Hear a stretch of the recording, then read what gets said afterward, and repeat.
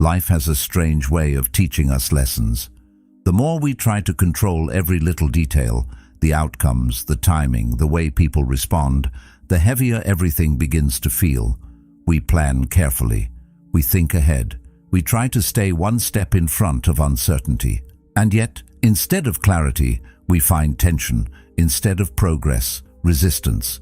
Somewhere along the way, we stop living and start managing everything, including our own peace. The Stoics saw this clearly. The problem isn't effort, it's attachment. It's the quiet belief that things must go a certain way for us to feel okay. Marcus Aurelius wrote about accepting what unfolds, not as weakness, but as strength. Because the moment you stop fighting reality, you stop wasting energy on what was never yours to control, and in that space, something shifts. The mind settles, the pressure loosens, and clarity begins to return. And when that happens, life starts to move differently. Not because you forced it, but because you finally stopped resisting it. You can feel it building quietly, almost beneath the surface. That frustration of doing everything the way it's supposed to be done, and still not arriving where you expected. You plan carefully. You stay disciplined.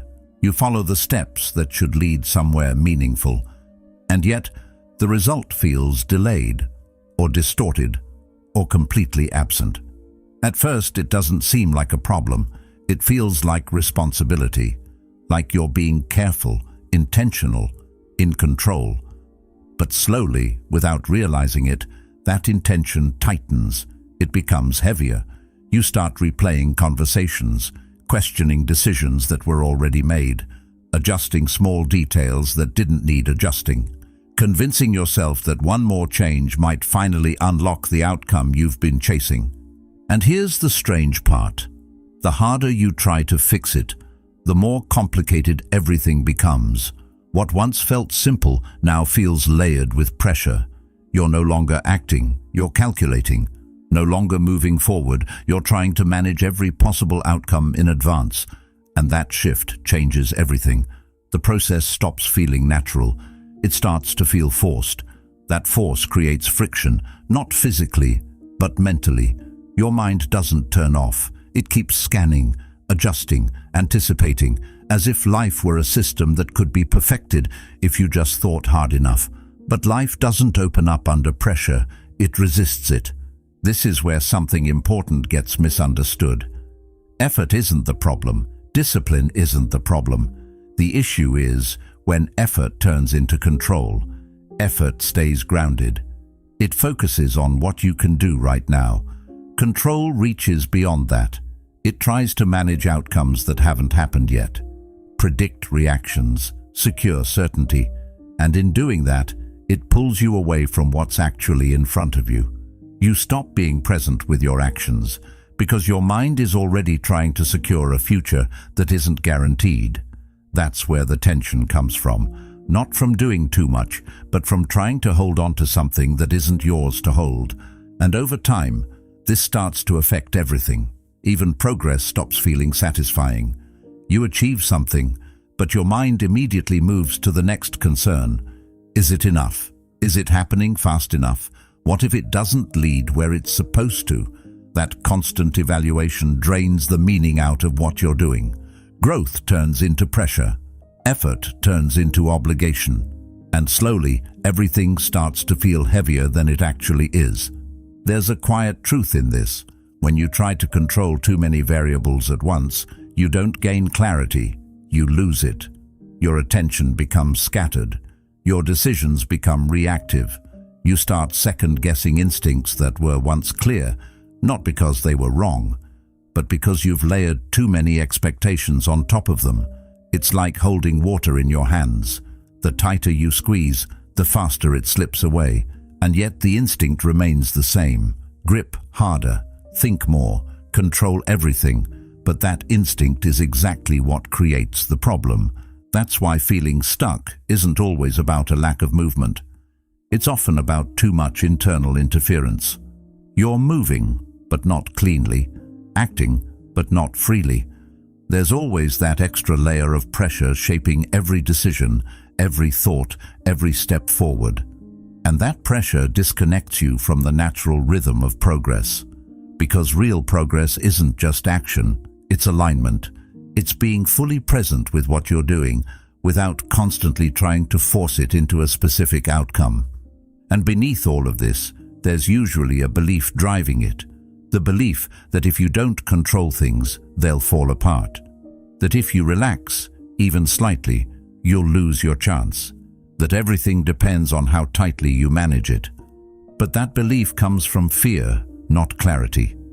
It assumes your power lies in controlling outcomes, when in reality, your power lies in how you show up to the process itself.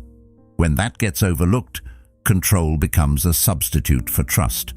And trust is exactly what's missing when everything starts to feel overwhelming. Marcus Aurelius said it simply: you have power over your mind, not outside events. The moment you step outside of that, you lose stability. And the more energy you spend trying to control what isn't yours, the weaker you become where it actually matters. If this way of thinking is starting to shift something in you, then stay with it. Build on it. And if you want to keep going deeper into this, please subscribe. Because this isn't about motivation, it's about training your mind to stay clear, steady, and grounded no matter what life throws at you. When you start to see this clearly, something shifts. Not all at once, but gradually. You begin to notice how much of your stress comes not from what you're doing, but from what you're trying to control beyond that. You start to recognize the difference between acting with intention and acting with pressure. And that awareness creates space. Space to step back, space to breathe, space to return to a way of moving that feels grounded instead of forced. Because the truth is, nothing you're chasing responds well to tension. But it responds very differently when you move with clarity, focus, and just enough detachment to let things unfold without gripping them too tightly. There's a moment where things start to feel heavier than they should, and it doesn't come from doing too much, but from holding on to too much that was never yours to carry. It often goes unnoticed at first. You're thinking about outcomes, replaying timelines in your head, imagining how things should unfold and when they should happen. You tell yourself that this is just part of being responsible, that this is what it takes to succeed. But slowly, the weight builds, not because life is asking more from you, but because you're trying to manage things that don't actually belong to your control. And that's where the shift happens, quietly but powerfully. You move from acting with clarity into thinking with tension, and everything begins to feel unstable, even if nothing around you has actually changed. It becomes clearer when you take a step back and look at what's really within your reach. Your actions are yours. The effort you put in, the way you carry yourself, the consistency you choose to maintain, those are all grounded, stable, and fully available to you at any moment. But then there are the other elements, the way someone responds, the exact timing of an opportunity, the outcome of something you've worked toward for weeks or even months. These things exist outside of you, influenced by variables you can't fully see or control, and yet it's those exact things that the mind tends to cling to the most. It tries to predict them, shape them, secure them in advance, and when it can't, it reacts with tension. That tension is often mistaken for care. It feels like you're just invested, like you're being serious about what matters. But there's a subtle difference between caring about something and attaching your stability to it. When your emotional state starts, depending on how something turns out, you've crossed into a different space. Now your peace is no longer steady. It rises and falls with outcomes, with responses, with timing. You feel good when things align and unsettled when they don't.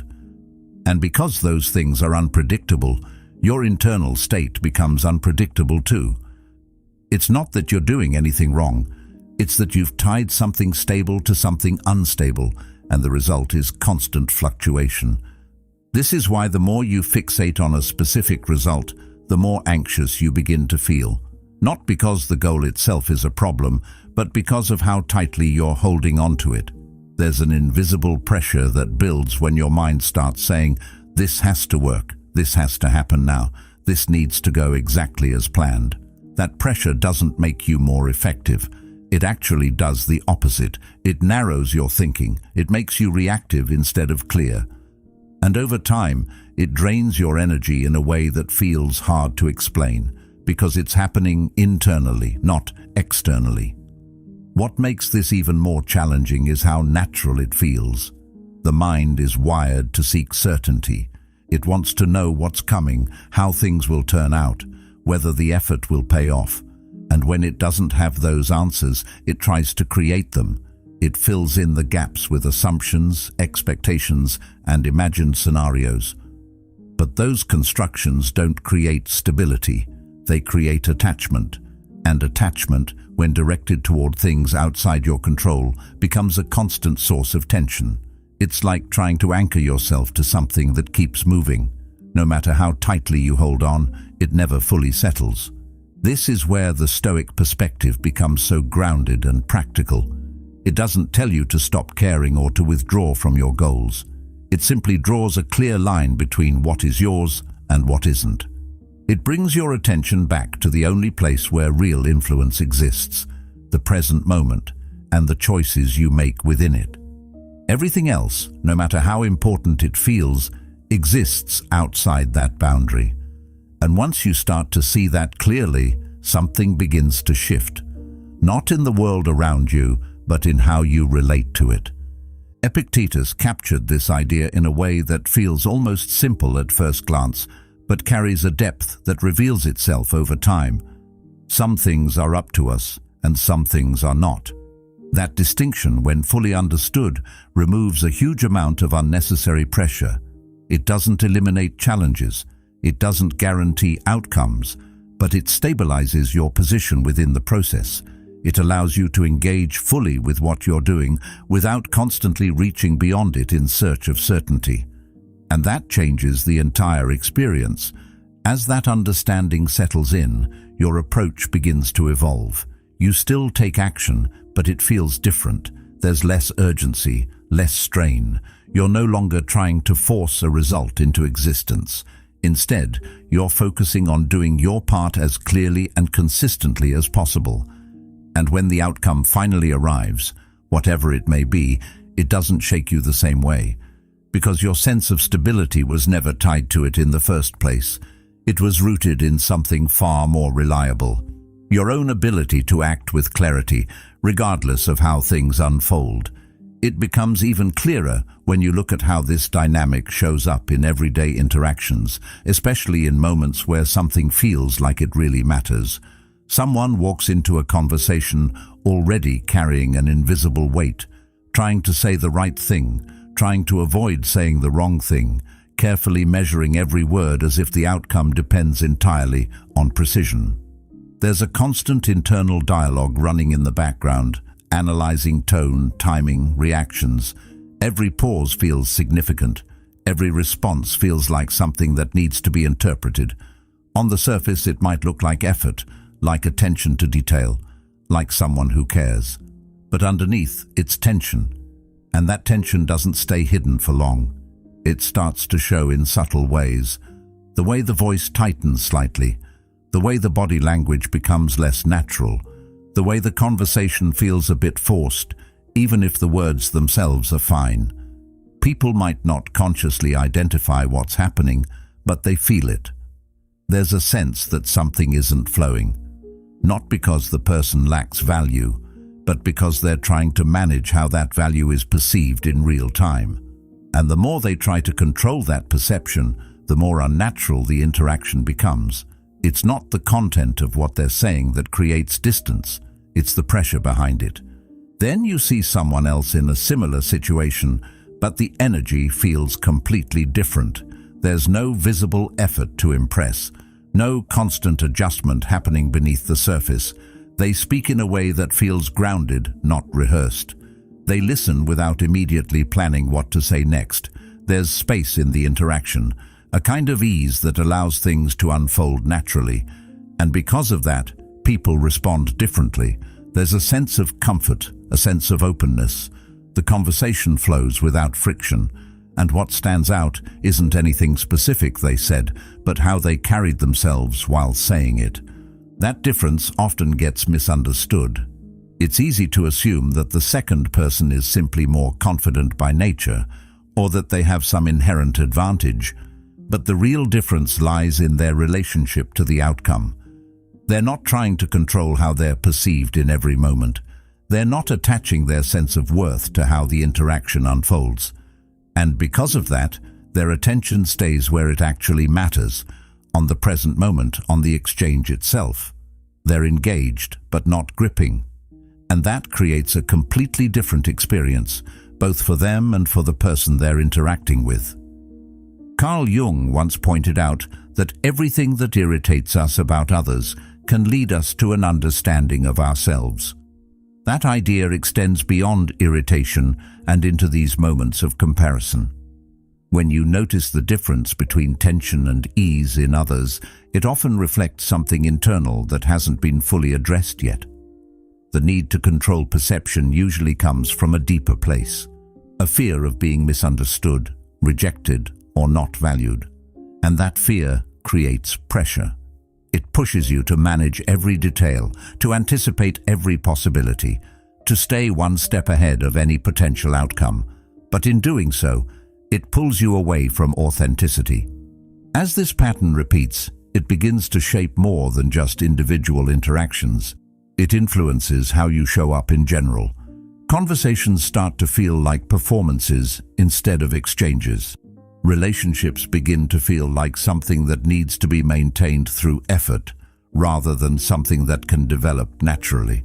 And over time, that creates a sense of fatigue. Not because connecting with others is inherently exhausting, but because trying to control how that connection unfolds requires constant mental energy. It becomes less about being present and more about managing impressions. There's a quiet shift that happens when you start to let go of that need. It doesn't mean you stop caring about how you show up. It means you stop trying to control how every moment is received. You begin to trust that clarity and presence are enough, without needing to be constantly adjusted, and with that trust comes a different kind of stability. You're no longer reacting to every small change in the interaction. You're not thrown off by pauses, by unexpected responses, by things not going exactly as imagined. You stay grounded even when things are uncertain. That grounded state changes the way others experience you. There's less pressure in the interaction, which makes it easier for them to relax as well. Communication becomes more natural, more open. And ironically, the very thing that was being chased before, positive response, connection, approval, starts to happen more easily. Not because it's being forced, but because the conditions for it are finally present. When there's no tension pushing against the interaction, there's nothing blocking it from unfolding naturally. What becomes clear through all of this is that value isn't something that needs to be constantly proven in real time. It's something that's already there, expressed through how you carry yourself, rather than how tightly you manage every detail. The moment you stop trying to control how you're perceived, you create space for something more genuine to come through, and that shift, subtle as it may seem, changes the entire dynamic. Because in the absence of pressure, both you and the people around you can finally engage without resistance, and that's where real connection begins. This is where detachment starts to feel confusing for a lot of people, because it's often misunderstood as indifference. It sounds like something cold, something distant, something that removes meaning from what you're doing. But that's not what it is. Detachment doesn't mean you stop caring. It means you stop tying your inner stability to how things turn out. It's a shift in where your emotional weight sits. Instead of placing it on the result, you place it on how you show up. And that small shift changes everything, even though nothing on the outside looks different at first. There's a quiet but important distinction between wanting something and depending on it. Wanting allows space. It leaves room for movement, for adaptation, for growth. Depending, on the other hand, closes that space. It creates pressure. It turns the outcome into something that feels necessary for your sense of peace. And when that happens, every delay feels like something is going wrong. Every obstacle feels like a personal setback. It's no longer just part of the process. It becomes something that threatens your stability. And that's where emotional exhaustion begins to build. You start noticing how your mood shifts based on progress. When things seem to be moving forward, there's a sense of relief, maybe even a brief moment of confidence. But the moment something slows down or changes direction, that feeling disappears. Doubt creeps in, frustration follows, and suddenly you're back in that cycle of trying to fix, adjust, control. It becomes a pattern that repeats itself, not because the situation demands it, but because your sense of balance is tied to something outside of you, and anything outside of you is, by nature, unstable. What makes this pattern difficult to break is how justified it feels. You tell yourself that of course this matters, of course the outcome is important, and that part is true.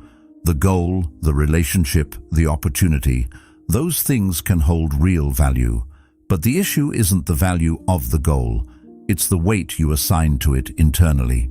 When your sense of calm depends on that outcome, you're no longer approaching it with clarity. You're approaching it with pressure. And pressure changes the way you think, the way you act, and the way you experience everything along the way. Seneca captured this in a way that feels almost direct enough to overlook if you're not paying attention. He said that we suffer more often in imagination than in reality. That suffering isn't coming from the goal itself, it's coming from everything you've attached to it. The expectations, the timelines, the imagined consequences of things not working out. All of that builds up in your mind until the situation feels heavier than it actually is. And once that happens, even simple steps start to feel difficult because you're no longer just taking action, you're carrying the weight of everything that might go wrong. As you begin to see this more clearly, the idea of detachment starts to take on a different meaning. It's not about stepping away from what matters. It's about stepping away from the need for it to unfold in a specific way. You still move forward, you still put in the effort, but you do it without that constant internal pressure. You allow things to develop at their own pace, without interpreting every delay as failure or every obstacle as a sign that something is wrong. And in that space, your thinking becomes clearer. Your actions become more precise. You're no longer reacting to fear. You're responding with intention. This shift also changes how you experience progress. Instead of constantly measuring how close you are to the outcome, you begin to focus on the quality of what you're doing right now. There's a sense of presence that wasn't there before. You're more aware of your actions, more connected to the process. And because of that, the process itself starts to feel more meaningful. It's no longer just a means to an end. It becomes something you can actually engage with fully, without constantly looking ahead for validation. Over time, this creates a kind of quiet resilience, not the kind that comes from forcing yourself to push through, but the kind that comes from not being shaken every time something doesn't go as planned. You're still aware of what you want, but you're not dependent on it in the same way. There's a steadiness that starts to build, a sense that no matter how things unfold, you'll be able to adjust, to continue, to stay grounded. And that steadiness becomes more valuable than any specific outcome, because it stays with you regardless of what happens. As this way of moving becomes more natural, something interesting begins to happen. The same goals that once felt heavy start to feel lighter, not because they've changed, but because your relationship to them has. You're no longer gripping them tightly, trying to force them into place. You're allowing them to develop while staying rooted in your own actions. And in that balance, you begin to experience a different kind of progress. One that isn't driven by pressure, but guided by clarity. One that doesn't drain you, but supports you as you move forward. As this begins to settle, attention naturally shifts inward, because the real weight of experience rarely comes from the event itself. It comes from the meaning you assign to it. Two people can walk through the same situation and carry completely different outcomes within them. One walks away feeling defeated, questioning their worth, replaying every detail as proof that something is lacking. The other walks away with a quieter response, seeing the same moment as part of a longer path, something to learn from rather than something to be defined by. The difference isn't in what happened, it's in how the mind chose to frame it. And that framing shapes everything that follows. This is where the idea of control takes on a deeper meaning, because it moves beyond actions and into interpretation. External events come and go, often without warning, often without fairness. They don't ask for permission, and they don't align themselves neatly with expectations, but the space between the event and your reaction, that space belongs to you. It's subtle, often overlooked, but it's always there. And within that space lies the ability to decide how something is understood, not in a forced, artificial way, but in a deliberate, grounded way that allows you to see clearly instead of reacting immediately. When that space is ignored, thoughts tend to take over automatically.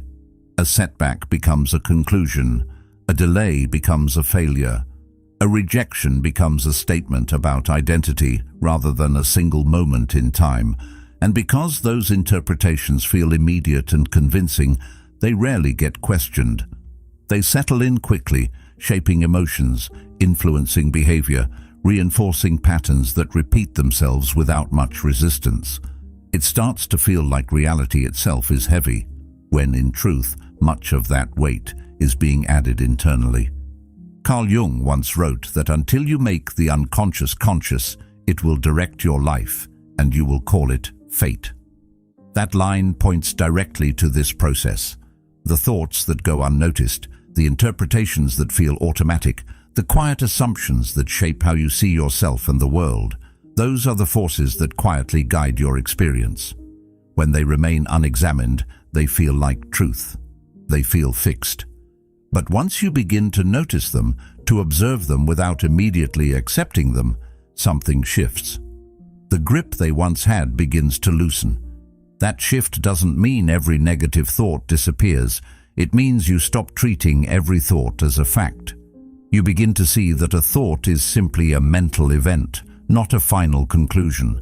It arises, it passes, and it only gains strength when it's believed without question. This creates a different relationship with your own mind. Instead of being pulled in every direction by whatever thought appears next, you begin to stand slightly apart from it, observing rather than reacting, choosing rather than absorbing. As that awareness grows, the same situations that once felt overwhelming start to feel more manageable, not because they've changed, but because your interpretation of them has. A challenge becomes something to navigate rather than something to fear. A mistake becomes information rather than evidence of failure. There's a sense of perspective that wasn't there before, a steadiness that comes from recognizing that your experience is not dictated solely by what happens, but by how you understand what happens. This is where real power begins to take shape, not in controlling circumstances, but in directing perception. The Stoics understood that while events are often outside of reach, interpretation is not. It remains within your influence at all times, even when everything else feels uncertain. And when that influence is used with clarity, it changes the entire landscape of experience. Situations that once drained you begin to lose their intensity. Reactions that once felt automatic begin to slow down. There's more space, more control, not over what happens, but over how it's received. That doesn't mean becoming detached from reality or ignoring difficulty. It means engaging with reality in a way that isn't distorted by immediate judgment. It means allowing things to be seen as they are, without layering them with assumptions that create unnecessary suffering. And in that clarity, better decisions begin to emerge. Actions become more intentional. You're no longer reacting to the first thought that appears. You're responding based on a broader understanding of what's actually happening. Over time, this creates a kind of internal stability that doesn't depend on circumstances being perfect. You're still affected by what happens, but not controlled by it in the same way. There's a difference between feeling something and being carried away by it. And that difference becomes clearer the more you practice observing your thoughts instead of immediately identifying with them. It's a quiet shift, but it builds strength in a way that force never could. And as that strength grows, something else begins to fade. The need to constantly interpret every situation in a way that either confirms success or reinforces failure starts to lose its urgency. There's less pressure to define everything immediately, more space to simply experience, to reflect, to move forward without needing every moment to carry a specific meaning. And in that space, your relationship with yourself becomes more stable, less reactive, more grounded in something that isn't easily shaken. What remains is a clearer understanding of where your influence truly lies, not in shaping every outcome, not in controlling every external detail, but in how you meet each moment as it comes. That's where the real shift happens, quietly, steadily, without needing to announce itself. And once it begins, it changes, not just how you think, but how you move through everything that follows. And then comes the part that tests everything you think you've understood so far. Not action, not discipline, not even clarity, but patience. The kind that doesn't feel rewarding in the moment. The kind that doesn't give you immediate feedback. The kind that forces you to sit in uncertainty without reaching for control as a way to escape it. Because even after you've done the work, even after you've adjusted your mindset and let go of that constant need to force outcomes, there's still that quiet voice in the background asking why things aren't moving faster.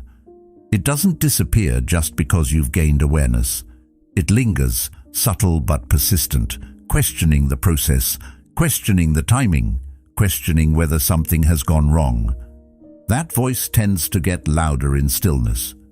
When there's no immediate result, no clear sign that progress is happening, the mind starts searching for explanations. It tries to fill the gap with conclusions. Maybe the effort wasn't enough. Maybe the approach was wrong. Maybe this isn't going to work at all. And just like that, the urge to control starts creeping back in. The impulse to push harder, to adjust more aggressively, to speed things up in any way possible. It feels logical. It feels necessary. But underneath it, there's tension again. That same tension that was there before, just wearing a different shape. What's difficult about this stage is that nothing looks obviously wrong from the outside. You've taken the right steps. You've shown up consistently. You've stayed focused. And yet the results aren't aligning with your expectations. That gap between effort and outcome is where patience is tested the most, not when things are falling apart, but when things are simply not moving as quickly as you want them to. And in that space, it becomes very easy to misinterpret delay as failure, to assume that something needs to be fixed immediately, even when nothing is actually broken. This is where understanding timing becomes more than just an idea. It becomes something you have to live through. Growth doesn't always show itself in obvious ways. Sometimes it's happening beneath the surface in ways that aren't immediately visible. Skills are developing, perspective is shifting, awareness is deepening. But because none of that produces instant results, it can feel like nothing is happening at all. And that feeling creates pressure. Pressure to act, to change something, to do anything that might create movement. But not all movement is progress, and not all stillness is stagnation. Epictetus expressed this in a way that cuts through the impatience without dismissing it. No great thing is created suddenly. That idea isn't meant to slow you down. It's meant to ground you, to remind you that anything meaningful takes time to unfold. Not because it's being withheld, but because it's developing in stages that can't be rushed. Just like a structure needs a foundation before it can rise, your growth needs time to stabilize before it can produce visible results. And when you try to accelerate that process artificially, you don't strengthen it, you weaken it. The difficulty is that modern expectations don't align with this reality. Everything around you suggests speed. Immediate results, quick success, fast progress. And when your experience doesn't match that pace, it creates a sense of falling behind. But that sense is often based on comparison, not truth. You're measuring your progress against timelines that may not even apply to your situation. And in doing so, you lose sight of the fact that your path has its own rhythm, one that doesn't need to match anything outside of it.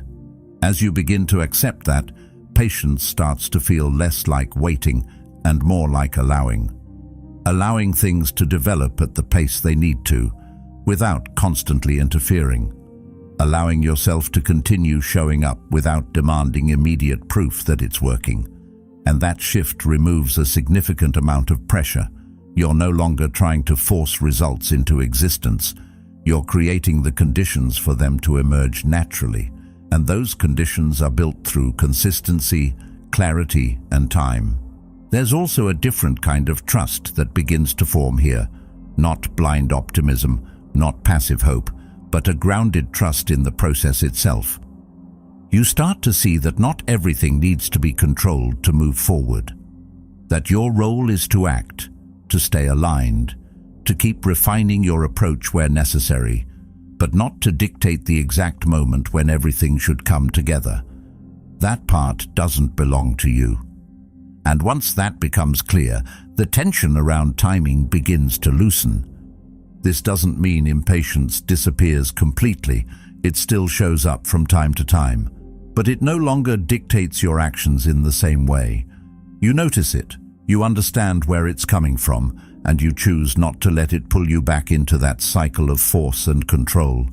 You stay steady. You continue moving forward, even when there's no immediate reward. And over time, that steadiness becomes one of your strongest advantages. Because while others might rush, react, and burn out trying to speed things up, you're building something more sustainable, something that isn't dependent on constant validation or immediate outcomes. And when the results do begin to show, they carry a different kind of weight.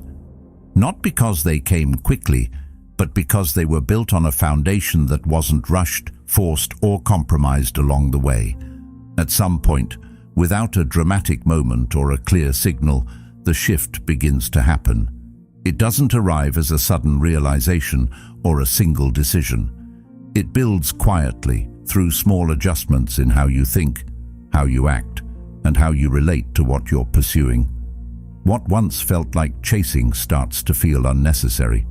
That constant urgency, that need to reach something as quickly as possible, begins to lose its hold, and in its place, something steadier starts to form. Not slower in a negative sense, but more deliberate, more grounded, more aware of what actually matters and what doesn't. Chasing always carries a certain kind of energy. It's driven by fear, even if it doesn't always look like it on the surface. Fear of missing out on an opportunity, fear of falling behind others who seem to be moving faster, fear of not being enough as you are. And because it's rooted in fear, it creates urgency. It pushes you to act quickly, sometimes without fully thinking things through. It makes everything feel immediate, as if every decision carries a level of importance that demands instant action. But that urgency comes at a cost. It pulls your attention in too many directions at once. It makes it harder to focus, harder to stay clear, harder to move with any real sense of stability. When you're in that state, your actions start to reflect that internal pressure. You might take on things that don't truly align with what you want, simply because they feel like opportunities you can't afford to miss. You might say yes when you should say no, just to keep momentum going. You might rush decisions that would benefit from a bit more time and reflection, and over time, that creates a kind of scattered movement. You're doing a lot, but not always in a way that moves you meaningfully forward. There's effort, but not always direction. There's motion, but not always progress. Alignment feels different from the beginning. It doesn't rush. It doesn't demand immediate results. It starts with clarity. You understand what you're doing, and more importantly, why you're doing it.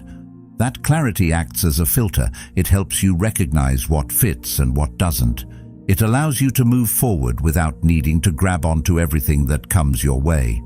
And because of that, your actions become more focused.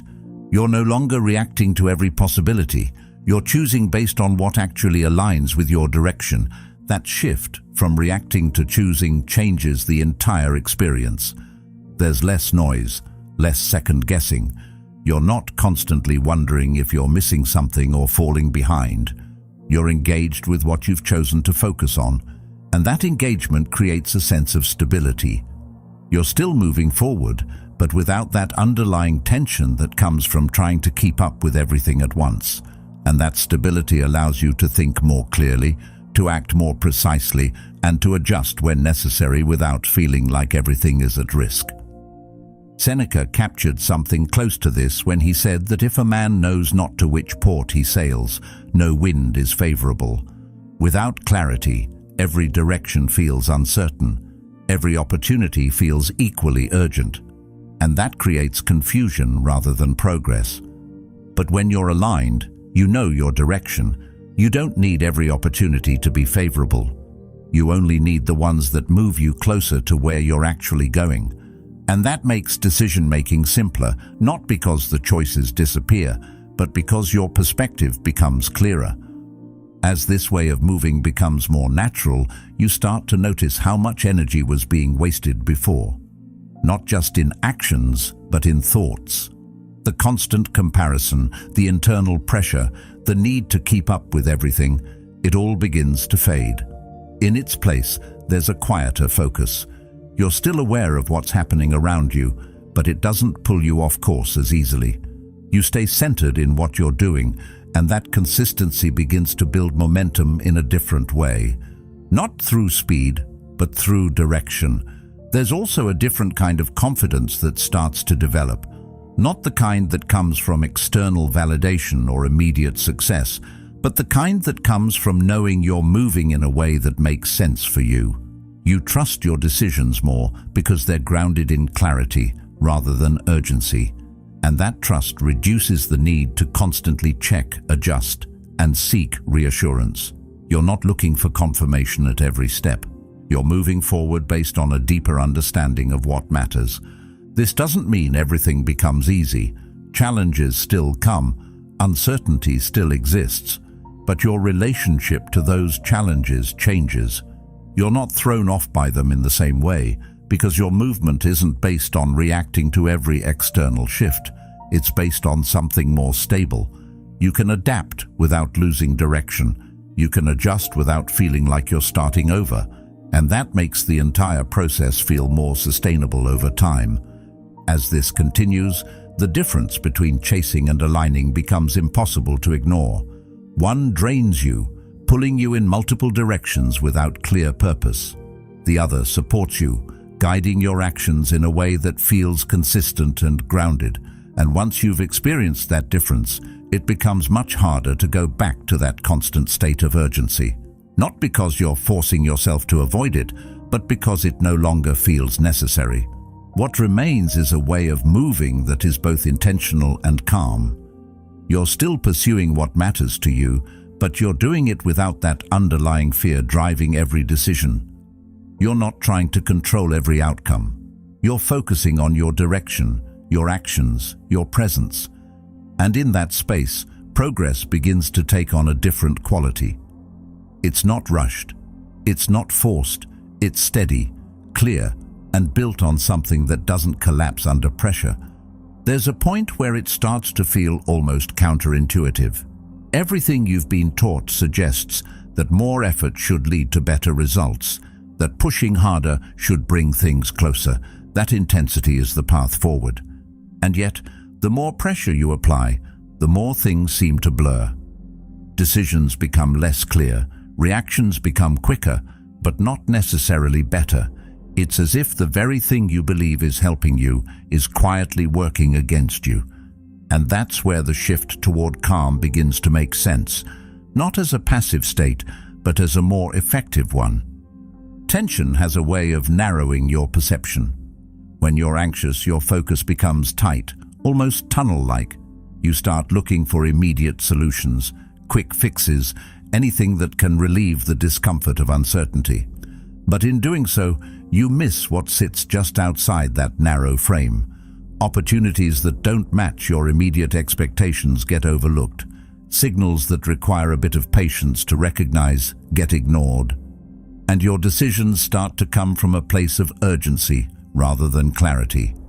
You're still moving, but you're not always moving well. In contrast, when your mind is calm, something opens up. Your awareness expands. You're able to take in more information without feeling overwhelmed by it. You notice patterns that weren't obvious before. You see connections that didn't stand out under pressure. And because of that, your decisions become more precise. You're not reacting to the first thought or emotion that appears. You're allowing a moment of space, just enough to choose your response instead of being driven by impulse. That small difference, repeated over time, creates a completely different trajectory. This doesn't mean that calmness eliminates effort. You're still engaged, still focused, still taking action. But the quality of that action changes. It becomes more deliberate. You're no longer overcorrecting every time something shifts slightly. You're not constantly second-guessing yourself in the middle of moving forward. There's a steadiness that supports your decisions, even when the outcome isn't immediately clear. And that steadiness allows you to stay consistent in a way that tension never could. Marcus Aurelius once reflected that the impediment to action advances action, and what stands in the way becomes the way. That idea carries a deeper meaning when viewed through this lens. Obstacles don't just test your effort, they test your state of mind. If you meet them with tension, they become heavier, more complicated, more overwhelming. But if you meet them with clarity, they reveal something useful. They show you where to adjust, where to refine, where to grow. The obstacle itself doesn't change. What changes is how effectively you can work with it. Over time, these small shifts in how you respond begin to compound. One clear decision leads to another. One moment of patience prevents an unnecessary reaction. One instance of awareness allows you to recognize an opportunity that would have otherwise passed unnoticed. None of these moments feel dramatic on their own. They're subtle, almost easy to overlook. But together, they create momentum. A different kind of momentum, not built on force but on consistency and clarity. What's important to understand is that relaxing isn't about stepping back from life. It's about stepping back from unnecessary pressure. It's about removing the tension that interferes with your ability to think and act effectively. When that tension fades, your natural ability to respond improves. You don't need to push yourself into better decisions. They start to emerge more naturally because your mind isn't clouded by constant urgency. There's also a shift in how you experience time. Under pressure, everything feels rushed. You feel like you're always behind, always trying to catch up, always needing to move faster. But when you're calm, time feels different. There's more space in each moment. You're not trying to compress everything into immediate results. You're allowing things to unfold at a pace that makes sense, and in doing so, you actually become more efficient. Not because you're moving faster, but because you're moving with greater precision. As this becomes more familiar, the idea that relaxation leads to better outcomes stops feeling strange. It starts to feel logical. You begin to see how much of your previous effort was being diluted by tension, how many decisions were influenced by anxiety rather than clarity, and how different things feel when that pressure is removed. You're still working, still progressing, but without the constant sense of strain that once accompanied it. The result isn't immediate transformation, it's gradual refinement, a steady improvement in how you think, how you act, how you respond. And over time, that refinement leads to outcomes that feel more aligned, more natural, more sustainable. Not because they were forced into place, but because you created the conditions for them to develop. And those conditions come from a state of mind that is clear, grounded, and free from the unnecessary weight of constant control. There's a certain kind of person you've probably noticed, even if you couldn't quite explain what sets them apart. They move through situations with a sense of ease that doesn't look forced or rehearsed. They're focused, but not tense, engaged, but not overwhelmed. It's not that their lives are free from difficulty or uncertainty, it's that they don't carry those things in a way that weighs them down. There's space in how they think, in how they respond, in how they move forward, and because of that, things seem to unfold around them in a way that feels almost natural. At first, it's easy to assume that they've simply figured something out that others haven't, that they have more confidence, more skill, more experience. But when you look closer, the difference isn't always in what they have. It's in how they relate to what they have. They don't approach every situation with the need to control it. They don't treat every outcome as something that must go a certain way. Instead, they trust their ability to respond, whatever the outcome may be, and that trust changes how they show up before anything even happens. There's a quiet confidence in that approach. Not loud, not performative, but steady. It doesn't come from knowing that everything will work out exactly as planned. It comes from knowing that even if it doesn't, they'll be able to handle it. That understanding removes a significant amount of pressure. They're not trying to eliminate uncertainty. They're moving through it without letting it dictate their state of mind. And because of that, they remain open in ways that others often aren't. Openness is what allows them to notice opportunities that don't fit into rigid expectations. It allows them to adapt when things change instead of resisting those changes. It allows them to engage fully with what's in front of them instead of constantly looking ahead for reassurance. And over time, that openness creates a different kind of experience. Things don't feel as constrained. There's more room for movement, more room for growth, more room for unexpected possibilities to emerge. Carl Jung once observed that what you resist not only persists, but will grow in size. That idea becomes very clear in this context. When you approach life with tension, trying to control every detail, you end up amplifying the very uncertainty you're trying to eliminate. Every small shift feels significant. Every delay feels like a problem, and that resistance creates a kind of internal pressure that closes you off. You become less flexible, less aware, less able to adjust, not because you lack ability, but because your focus is consumed by trying to hold everything in place. On the other side of that, when you approach life with trust, the experience changes. You're not ignoring challenges or pretending that everything is easy. You're simply not adding unnecessary pressure to what's already there. You allow situations to develop without immediately trying to control them. You give yourself the space to respond instead of react. And in doing so, you stay connected to what's actually happening rather than what you fear might happen. This difference becomes even more noticeable when you consider the mindset of scarcity. When someone believes there isn't enough time, enough success, enough opportunity, it shapes how they see everything. They start to hold on tightly to whatever they have, afraid of losing it. They rush decisions, trying to secure outcomes before they slip away. They compare themselves constantly, measuring their progress against others in a way that creates even more pressure. And without realizing it, they close themselves off. Not because they want to, but because their focus is on protecting what they feel is limited. That sense of limitation affects how they act. It makes them cautious in the wrong ways and impulsive in others. They might hesitate when an opportunity requires patience, or rush when it requires thought. Their actions become inconsistent, not because they lack discipline, but because they're being driven by a belief that something is missing, and that belief shapes their experience more than any external circumstance. In contrast, someone who operates from a sense of trust doesn't feel the same urgency to secure everything immediately. They recognize that opportunities come and go, that timing shifts, that outcomes aren't always predictable. But instead of reacting to that unpredictability with fear, they respond with steadiness.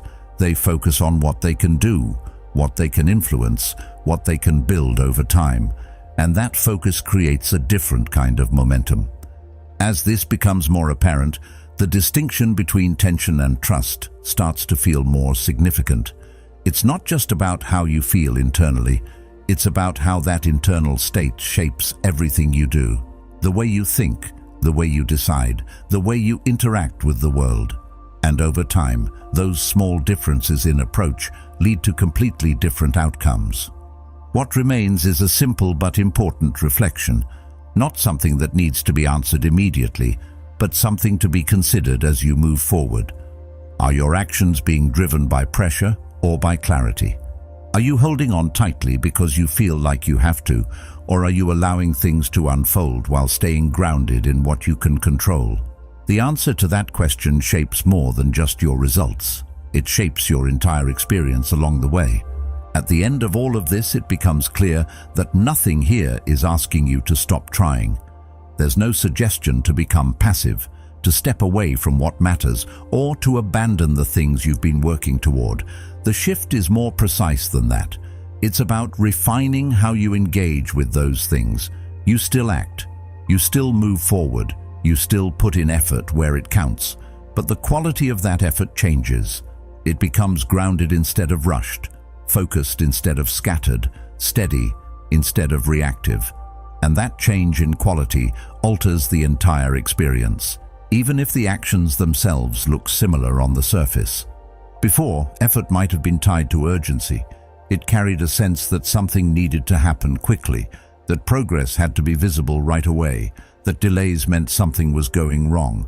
That kind of effort often feels intense, but it's not always effective. It's driven by pressure, by the need to control outcomes, by the fear of things not working out. And because of that, it tends to burn energy quickly. It leads to overthinking, overcorrecting, and eventually exhaustion. Not because effort itself is exhausting, but because of the way it's being applied. When that pressure begins to fade, effort takes on a different form. It becomes more deliberate. You're still working, but you're not rushing every step. You're still focused, but you're not constantly checking whether the outcome is aligning exactly as planned. There's a sense of stability behind your actions, a feeling that you're doing what needs to be done without needing immediate confirmation that it's working. And that stability allows you to stay consistent in a way that urgency never could. You're not burning out after short bursts of intensity. You're building something that can continue over time. This is where the idea of control becomes more grounded. You begin to see clearly what actually belongs to you. Your actions, your discipline, your attention, those remain fully within your reach. They're stable, reliable, always available. But outcomes, timing, external responses, those sit outside of that space. They're influenced by factors you can't fully predict or manage. And once you accept that distinction, you stop trying to control everything at once. You focus your energy where it can actually make a difference, and you release the rest. Not because it doesn't matter, but because it doesn't belong to you. That release creates a kind of quiet confidence, not the kind that needs to prove itself constantly, not the kind that depends on everything going right, but a deeper, more stable form. It comes from knowing that you can act with clarity regardless of what happens, that you can continue moving forward even when results are delayed or uncertain. And that confidence doesn't fluctuate the way outcome-based confidence does. It doesn't rise and fall with every success or setback. It remains steady because it's rooted in something you can actually control. Epictetus expressed this idea in a way that feels both simple and complete. Make the best use of what is in your power and take the rest as it happens. There's no resistance in that statement, no urgency, no pressure, just a clear direction. Focus on what you can influence, accept what you can't, and within that balance, find your way forward. It doesn't remove difficulty, it doesn't guarantee results, but it removes the unnecessary struggle that comes from trying to control what was never yours to begin with. As this way of thinking becomes more natural, your relationship with progress begins to change. You're no longer measuring every step against a fixed expectation. You're not constantly asking whether things are happening fast enough or exactly as planned. Instead, you're paying attention to the quality of what you're doing. You're refining your actions, improving your approach, staying present with the process. And because of that, progress becomes something you can actually engage with, rather than something you're always chasing. There's also a sense of ease that begins to emerge, not because things become effortless, but because the unnecessary weight has been removed. You're still facing challenges, still navigating uncertainty, but you're not carrying the added pressure of needing everything to unfold perfectly. You're allowing things to develop while staying grounded in your own actions. And that balance makes the entire experience feel more sustainable, more aligned, more natural. Over time, the difference between forcing and aligning becomes undeniable. Forcing creates resistance. It tightens everything, drains energy, and leads to outcomes that feel unstable even when they arrive. Aligning, on the other hand, creates flow. It allows things to develop without unnecessary interference. It supports consistent action without constant pressure. And while it may not always feel as immediate, it builds something far more reliable in the long run. What remains is a way of moving that doesn't rely on urgency to create progress. You act because it's the right action to take, not because you're trying to force a specific result. You stay focused on what you can control, and you allow everything else to unfold as it will. And in that space, something shifts quietly but permanently. You stop chasing outcomes as if they define you, and you start aligning your actions with a clarity that doesn't depend on them. And from that place, progress begins to take on a different meaning, one that isn't driven by pressure, but guided by purpose and sustained by a steady, grounded sense of control. As everything begins to settle into place, there's one final layer that often goes unnoticed, and yet it ties everything together in a way that makes the entire approach sustainable. It's the understanding that this isn't a one-time shift. It's not something you realize once and then carry perfectly forever. It's something you return to, again and again, especially in moments where the pressure starts creeping back in. Because it will. There will be times when things feel urgent again, when outcomes feel important in a way that pulls you back toward control. And in those moments, what matters isn't perfection, it's awareness. That awareness allows you to catch yourself before the old patterns fully take over. You notice when your thoughts start racing ahead of the present moment. You recognize when your actions begin to carry that familiar tension. And instead of following that pattern all the way through, you pause. Not dramatically, not in a way that interrupts everything, but just enough to shift your attention back to what's actually within your control. That pause is small, but it's powerful. It creates space. And within that space, you have a choice. Over time, these small moments of awareness begin to build into something stronger. You don't need to constantly remind yourself of every principle. You don't need to force yourself to stay calm or detached. It becomes more natural. Your mind begins to default to a steadier way of thinking. You respond more often than you react. You focus more on your actions than on outcomes. And when things don't go as planned, you adjust without immediately assuming something is wrong. That shift doesn't remove challenges, but it changes how you move through them. There's also a deeper sense of trust that starts to develop, not just in the process, but in yourself. You begin to trust that you can handle uncertainty without needing to control it, that you can move forward without having every answer in advance. And that trust reduces the need for constant reassurance. You're no longer looking for signs that everything is working perfectly. You're grounded in the understanding that progress isn't always visible in the moment, but it's still happening. Seneca once reflected that true happiness is to enjoy the present without anxious dependence upon the future. That idea captures this final layer in a simple way. When your attention is no longer pulled forward by constant worry or pressure, you become more present with what you're doing. And in that presence, there's a different kind of satisfaction, not one that depends on results, but one that comes from being fully engaged with the process itself. And from there, everything begins to feel more aligned. Not because life suddenly becomes predictable, but because you're no longer trying to force it into a specific shape. You're working with it instead of against it. You're moving with clarity instead of pressure. And that quiet shift, repeated over time, is what allows everything else to fall into place naturally. In the end, nothing truly meant for you requires you to chase it with desperation. What's meant for you asks for clarity, patience, and the strength to stay grounded while everything unfolds. The moment you stop forcing life, you stop fighting it, and that's when things begin to move in ways you couldn't control, but always needed. There's a version of you that nobody can shake, a version that doesn't flinch when someone comes at you sideways, doesn't replay conversations at night, doesn't feel the need to prove, defend, or explain. Not because life suddenly became easier, but because something inside you became unmovable. Most people never reach that state. They spend years reacting, adjusting themselves to fit expectations, carrying words that were never worth holding, and without realizing it, they slowly hand over control of their inner world to things that were never meant to have it. Stoic philosophy points to a different path, not suppression, mastery. The understanding that your peace is not something to be negotiated with the outside world. It's something you build, something you protect. The moment you stop reacting to everything, something shifts.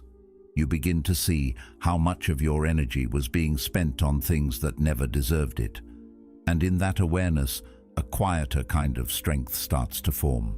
It's not loud, it doesn't need validation, it doesn't need to prove anything, but it's steady, grounded, and once you feel it, even briefly, it becomes clear that there's a completely different way to move through the world. One where you are no longer pulled by everything around you. Most reactions are not decisions. They feel like they are. But look closer. They happen too fast, too automatically, almost like they were waiting for the moment to take over. Someone says something slightly off, and before you even process it, your body shifts, your tone changes, your mind starts building a response. Not chosen, just familiar. That's what most people miss. These reactions don't come from clarity. They come from conditioning, from patterns repeated so many times they start to feel like identity. And over time, you stop questioning them. You start calling them who you are. Anything automatic is something you don't fully control. And if you don't control it, it controls you. That's where the real loss happens. Not in what was said, but in how easily it moved you.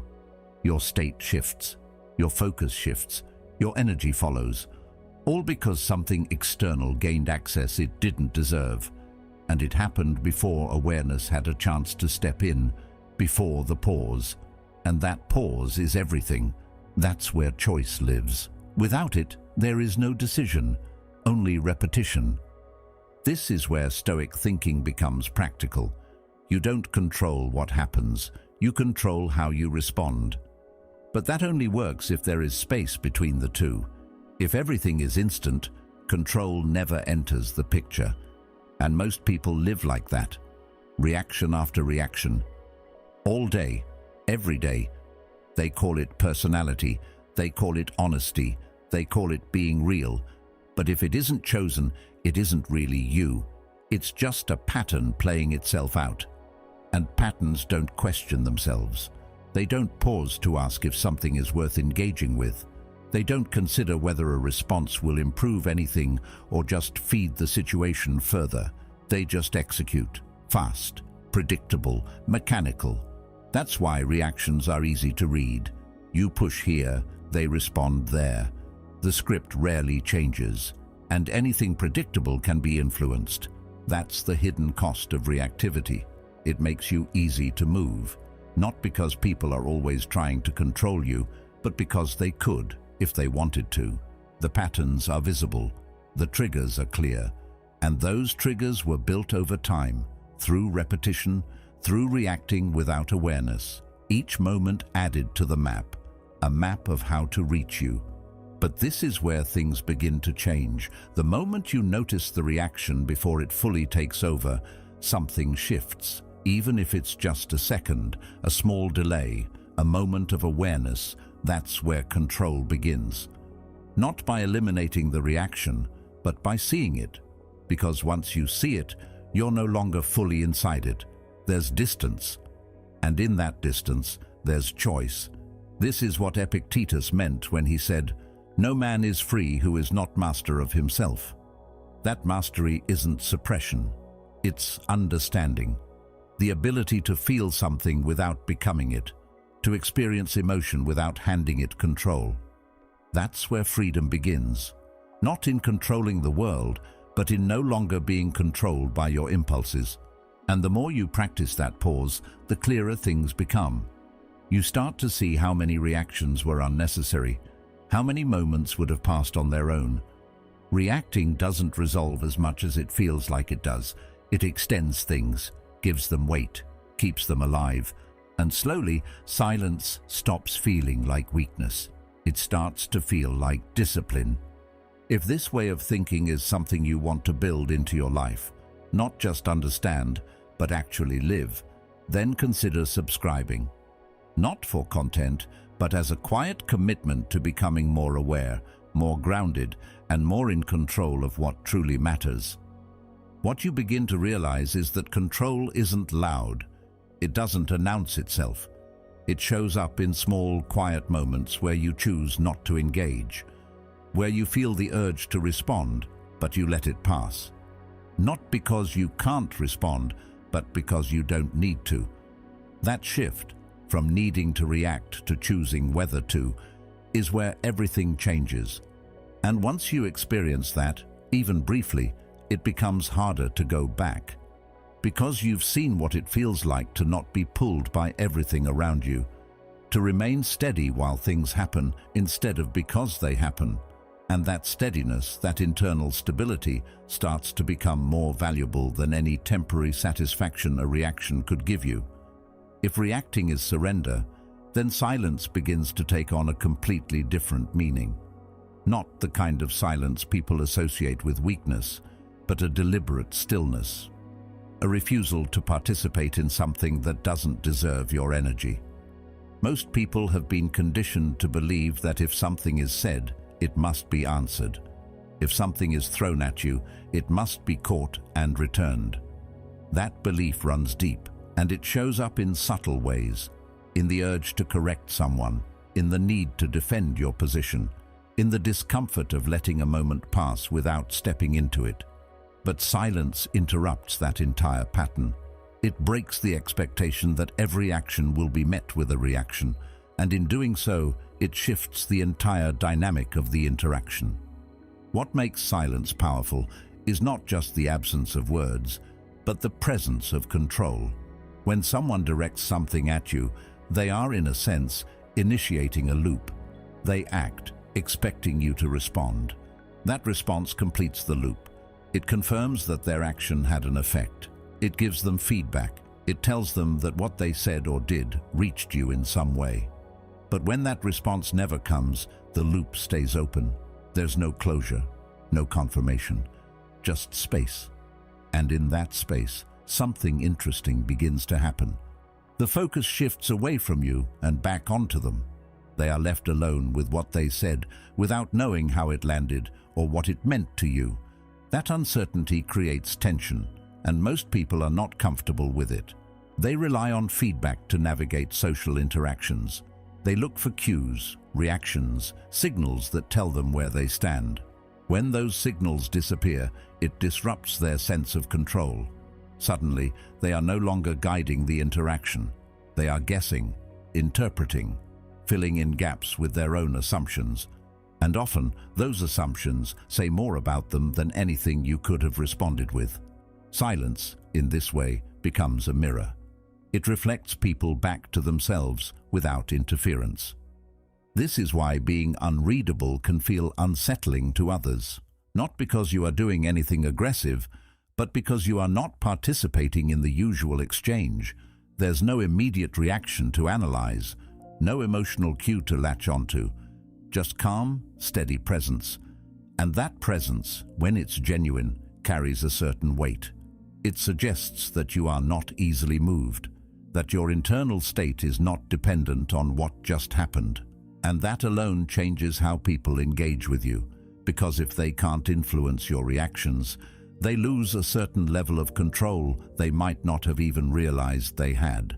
Silence also protects something that reactions often expose. Every time you respond emotionally, you reveal information. What bothers you, what you care about, where your boundaries are soft.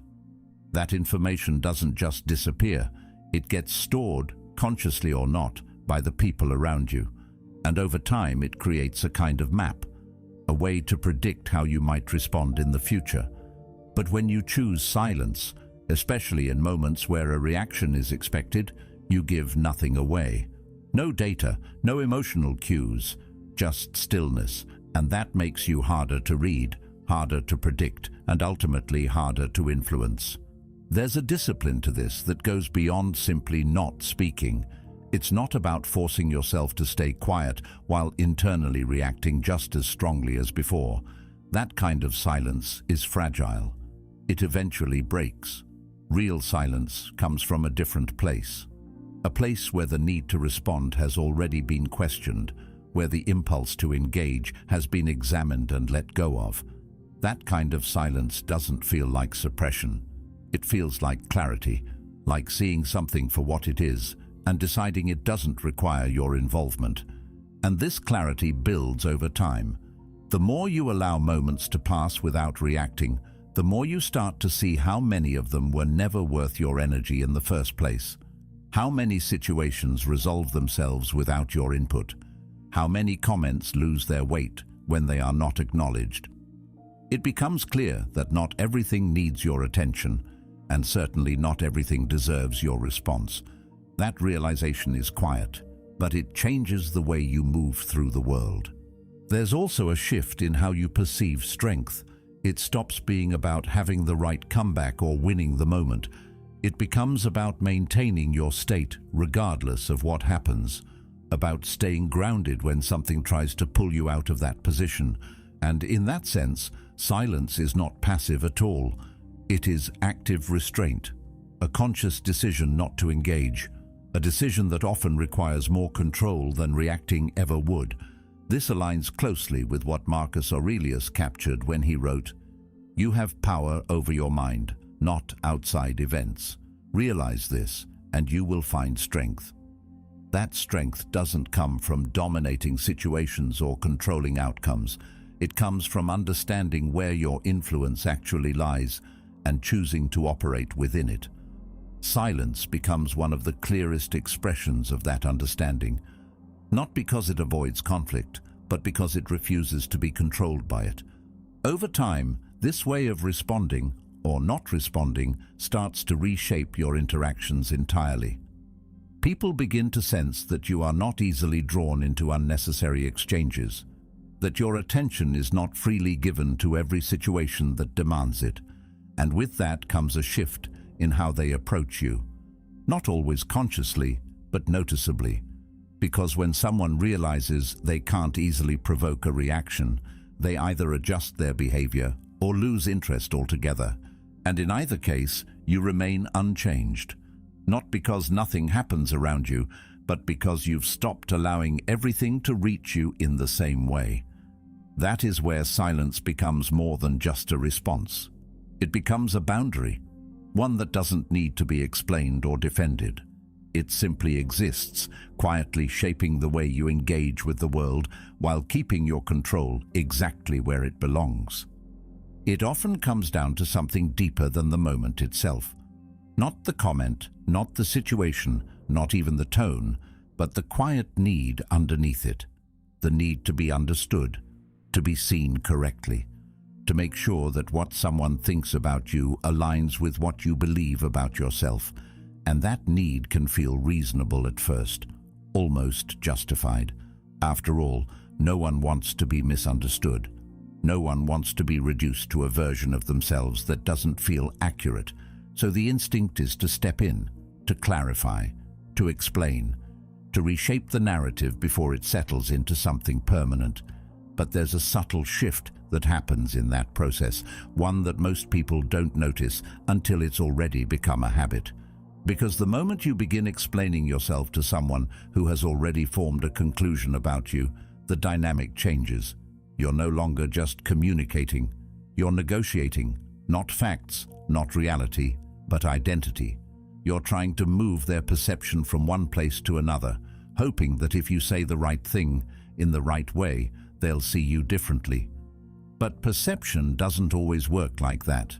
It isn't built purely on logic or evidence. It's shaped by bias, by prior beliefs, by emotions that have nothing to do with you. And once someone has settled into a certain view, especially one that serves their own narrative, changing it becomes far more difficult than it seems. That's where the real question begins to take shape. When you explain yourself in those situations, what are you actually doing? Are you revealing truth, or are you trying to gain approval? Are you clarifying reality, or are you adjusting yourself to fit into someone else's version of it? Because those are not the same thing, and the more often you step into that space, the more you reinforce a quiet dependence on how you are perceived. A dependence that slowly shifts your focus away from who you are and toward how you are seen. This is where Stoic thinking cuts through the noise with a kind of clarity that can feel uncomfortable at first. It draws a hard line between what is within your control and what is not. Your thoughts, your actions, your decisions, that's yours. But someone else's opinion, their interpretation of you, that has never belonged to you, not even for a moment. And yet, so much energy gets spent trying to manage it, trying to influence something that was never yours to influence in the first place. There's a certain illusion at play here. The belief that if you don't explain yourself, the misunderstanding will define you. That silence equals acceptance. That if you don't step in, their version becomes the truth. But truth doesn't operate that way. It isn't determined by who speaks the loudest or who explains the most. It exists independently of perception. The problem is, most people don't trust that. They feel the need to constantly reinforce who they are through words, through explanations, through corrections. And in doing so, they tie their sense of identity to something external and unstable. Over time, this creates a kind of tension, a subtle but persistent feeling that you need to keep adjusting, keep clarifying, keep making sure you're being seen the right way. And that tension doesn't just stay in isolated moments. It starts to shape how you move through the world. You become more cautious, more reactive, more aware of how everything might be interpreted. And slowly, without realizing it, you begin to lose something important, your independence from other people's perceptions. That's why stepping back from this pattern can feel so unnatural at first. Choosing not to explain when you know you're being misunderstood goes against everything you've been conditioned to do. It feels like you're leaving something unfinished, like you're allowing an incorrect version of yourself to exist without correction. But what you're actually doing is reclaiming something that was never meant to be outsourced, your sense of self. This doesn't mean you never communicate or never clarify. There are moments where explanation is appropriate, where dialogue matters, where understanding can be reached. But those moments are different. They are grounded in mutual respect, in a genuine openness to see things clearly, not in a one-sided effort to convince someone who has already decided not to understand you. And learning to recognize that difference changes everything. Because once you see it, the need to explain begins to lose its urgency. You start to realize that not every misunderstanding requires your involvement, that not every perception needs to be corrected, that sometimes the most grounded response is no response at all. Not out of avoidance, but out of clarity. A clear understanding of what is yours to manage and what is not. What remains is how you handled it. whether you stayed grounded or got pulled into something unnecessary, whether you held on to your sense of self or handed it over, even briefly, to someone else's opinion. And over time, those choices begin to shape something deeper than any single interaction. They shape your relationship with yourself. Because when you stop trying to manage how you are perceived, you free up a significant amount of energy. Energy that can be redirected towards something more stable, more meaningful. Your own actions, your own standards, your own direction.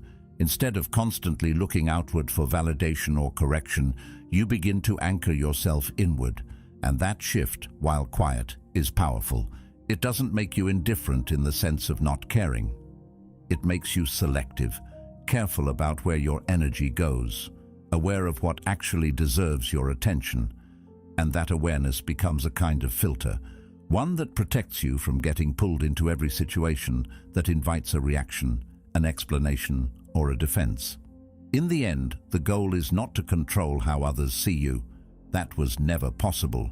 The goal is to become so clear on who you are that their perception no longer dictates your behavior. And once you reach that point, the need to explain begins to fade on its own, not because you forced it away, but because you've outgrown it. Because now it's no longer about the original situation. It's about managing an image, maintaining a version of yourself that exists in someone else's mind. And that version is not stable. It shifts based on their mood, their perspective, their own internal narratives, which means you are constantly adapting to something that is constantly changing. That's where the entanglement begins. Slowly, subtly, you become more focused on how you are being perceived than on how you are actually living. And that shift, while easy to miss, comes at a cost. The cost is freedom, not in a dramatic sense, but in a quiet, persistent way. You start filtering your actions through the lens of interpretation. You think about how something might be seen before you even do it. You adjust your behavior to avoid being misunderstood. And in doing so, you move further away from something simple but important: alignment with yourself. Instead of acting from clarity, you act from anticipation. Anticipation of judgment, of reaction, of perception. And that anticipation becomes a kind of invisible pressure that shapes your decisions without you fully noticing it. There's also a deeper layer to this. Much of what people project onto you has very little to do with you. It reflects their own experiences, insecurities, expectations. The way someone interprets your silence, your words, your actions often says more about their internal world than it does about yours. But when you take responsibility for correcting every misunderstanding, you unintentionally take ownership of those projections as well. You begin to treat them as problems you need to solve, rather than perspectives you don't control. And that misplacement of responsibility keeps you engaged in something that was never yours to carry. Stepping out of that pattern requires a shift that feels uncomfortable at first. Not because it's wrong, but because it goes against the instinct to fix, to clarify, to be understood. It requires you to accept that some people will see you incorrectly, that some narratives will exist without your input, that not every misunderstanding will be resolved. And instead of reacting to that, instead of trying to correct it, you allow it to exist without interference, not as a form of defeat, but as a form of clarity. A recognition that your role is not to manage perception, but to live in alignment with what you know to be true. This is where detachment begins to take shape, not as indifference, but as a form of discipline. A decision to stop engaging with something that doesn't lead anywhere meaningful. When you detach from the need to control how you are seen, you create space. Space to act without constantly second-guessing. Space to move without constantly adjusting. And in that space, something shifts internally. You become less reactive, less entangled, less dependent on external validation or correction. Carl Jung captured this dynamic in a way that cuts straight to the core when he wrote, "Everything that irritates us about others can lead us to an understanding of ourselves. That idea flips the focus entirely. Instead of trying to fix how others see you, you begin to observe what their reactions reveal about them and sometimes about you. It becomes less about correcting and more about understanding, and that understanding creates distance. Not emotional distance in a cold sense, but psychological distance. Enough space to see things clearly without being pulled into them. From that position, your actions start to change naturally, not because you are forcing yourself to be different, but because you are no longer operating under the same pressure. You don't feel the need to respond to every interpretation. You don't feel compelled to explain every decision. You begin to trust that your actions, over time, will speak more clearly than any explanation ever could. And if they don't, if someone still chooses to see you a certain way, that becomes something you can accept without needing to intervene. Over time, this selectivity becomes part of how you move through the world. You stop getting pulled into unnecessary cycles. You stop engaging with narratives that don't serve you. And most importantly, you stop measuring yourself through the lens of someone else's perception. Because once you see how unstable that lens is, it loses its authority over you. What remains is something quieter but far more stable, a sense of alignment that doesn't depend on external validation, a way of being that isn't constantly adjusting itself to fit into shifting interpretations. And in that stability, the need to explain, to correct, to manage begins to fade, not because you've forced it away, but because it no longer feels necessary. Most conflicts don't exist in isolation. They grow through engagement, through responses, counter-responses, interpretations and reactions layered on top of each other. One comment leads to another. One misunderstanding expands into something bigger. And before long, what started as something small becomes something that feels significant, even overwhelming. But that growth doesn't happen on its own. It requires energy. It requires attention. It requires someone to keep it moving forward. And that's the part most people don't question. They step into these cycles without realizing that their involvement is what allows the situation to continue. When you remove that involvement, something shifts. Not always in a dramatic way, not instantly, but consistently. The cycle loses momentum. Without a reaction to build on, there's nothing to expand. Without engagement, there's nothing to escalate. It's like a fire without fuel. It might burn for a moment, but it doesn't last. And in that absence, you begin to see how many situations were sustained not by their importance, but by your attention to them. That realization is quiet, but it's significant. It changes how you approach things moving forward. This doesn't mean everything disappears immediately. Some situations linger. Some people continue their behavior regardless of your response. But even then, the dynamic is different.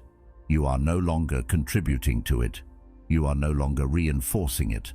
And over time, that lack of reinforcement has an effect. Not always on the other person, but on you.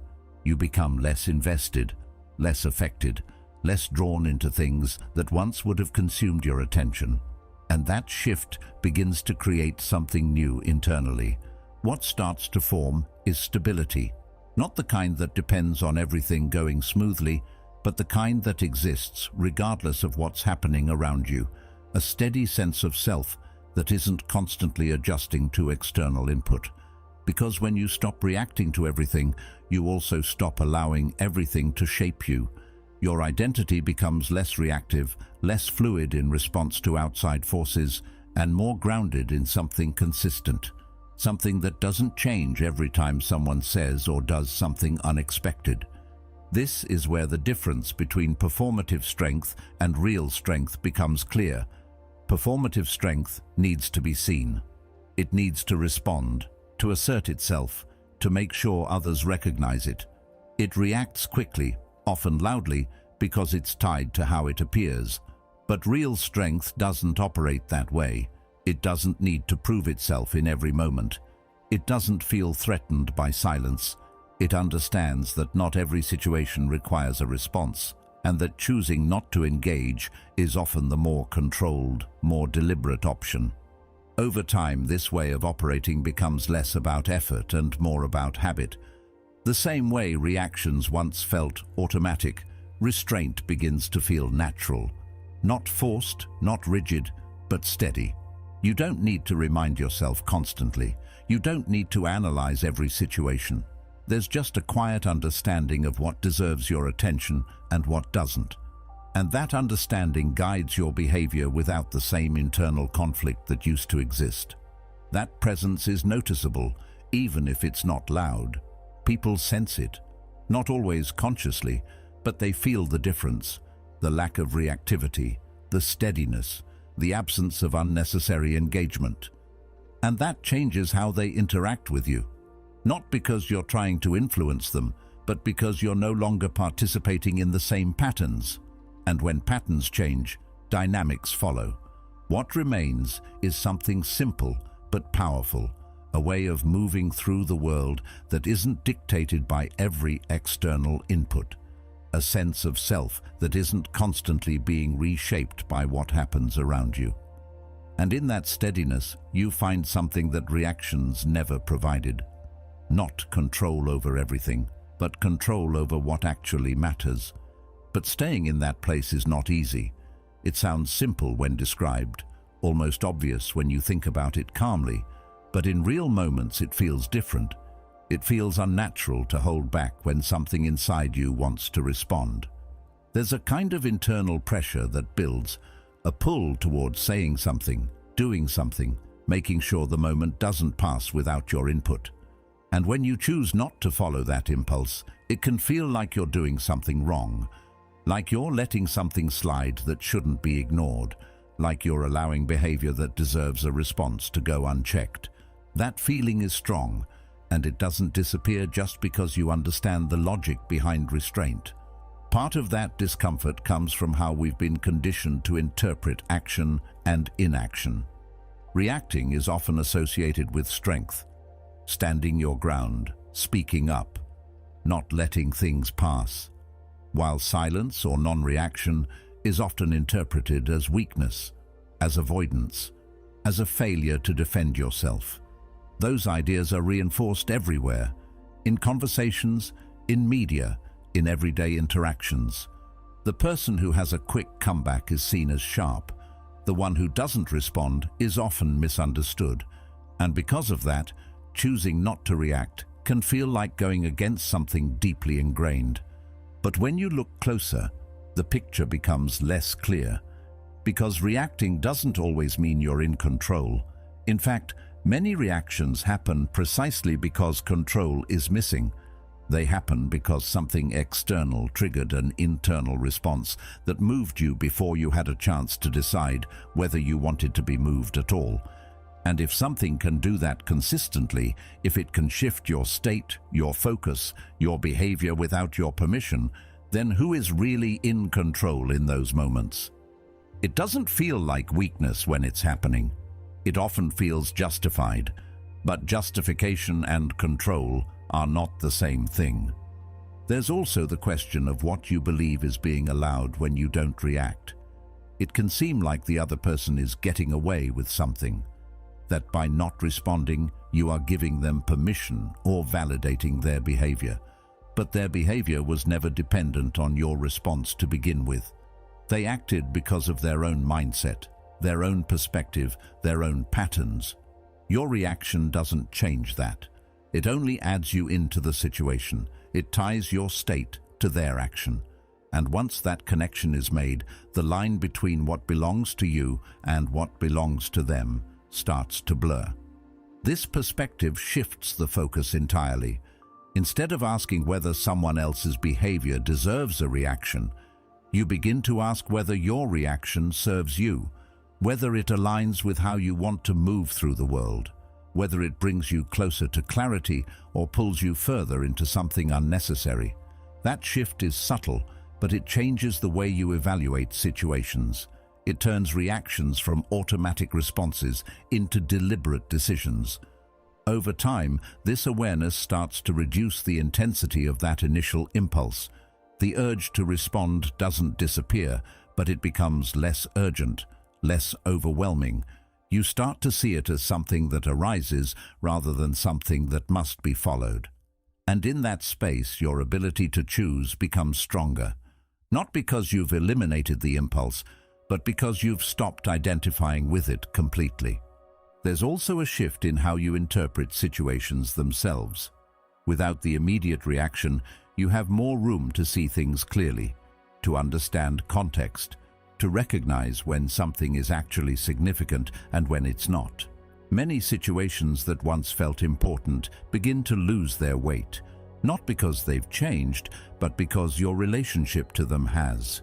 You're no longer meeting them with the same level of automatic engagement.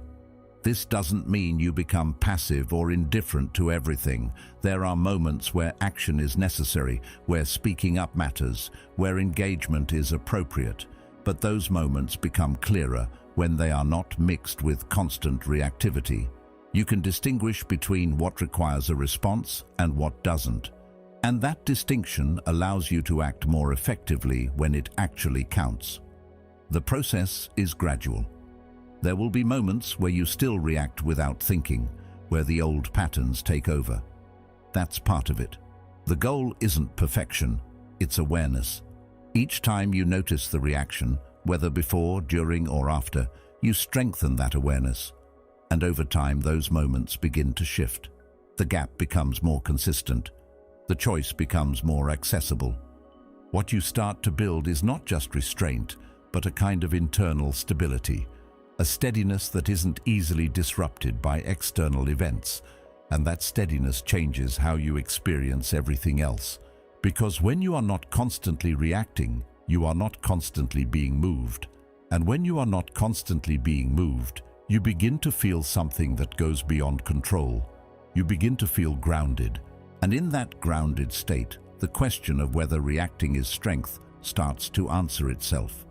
Not through theory, but through experience, through seeing the difference between being pulled into something and choosing whether to step into it at all, through recognizing that what once felt like strength was often just a form of habit, and that real strength, the kind that lasts, is quieter, more deliberate, and far less dependent on what happens around you. Over time, something begins to shift, and it doesn't happen all at once. It's gradual, almost unnoticeable at first, like a background change you only recognize when you stop and compare who you were before to who you are now. The same situations still happen, people still say things, circumstances still unfold in ways you don't control.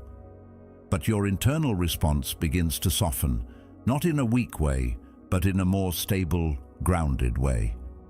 The things that once pulled you in immediately, the comments that stayed with you longer than they should have, the moments that used to trigger a reaction without hesitation, they start to lose their intensity. Not because they've disappeared, but because something in you no longer meets them the same way.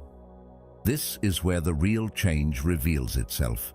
It's not in the external world, but in your relationship to it.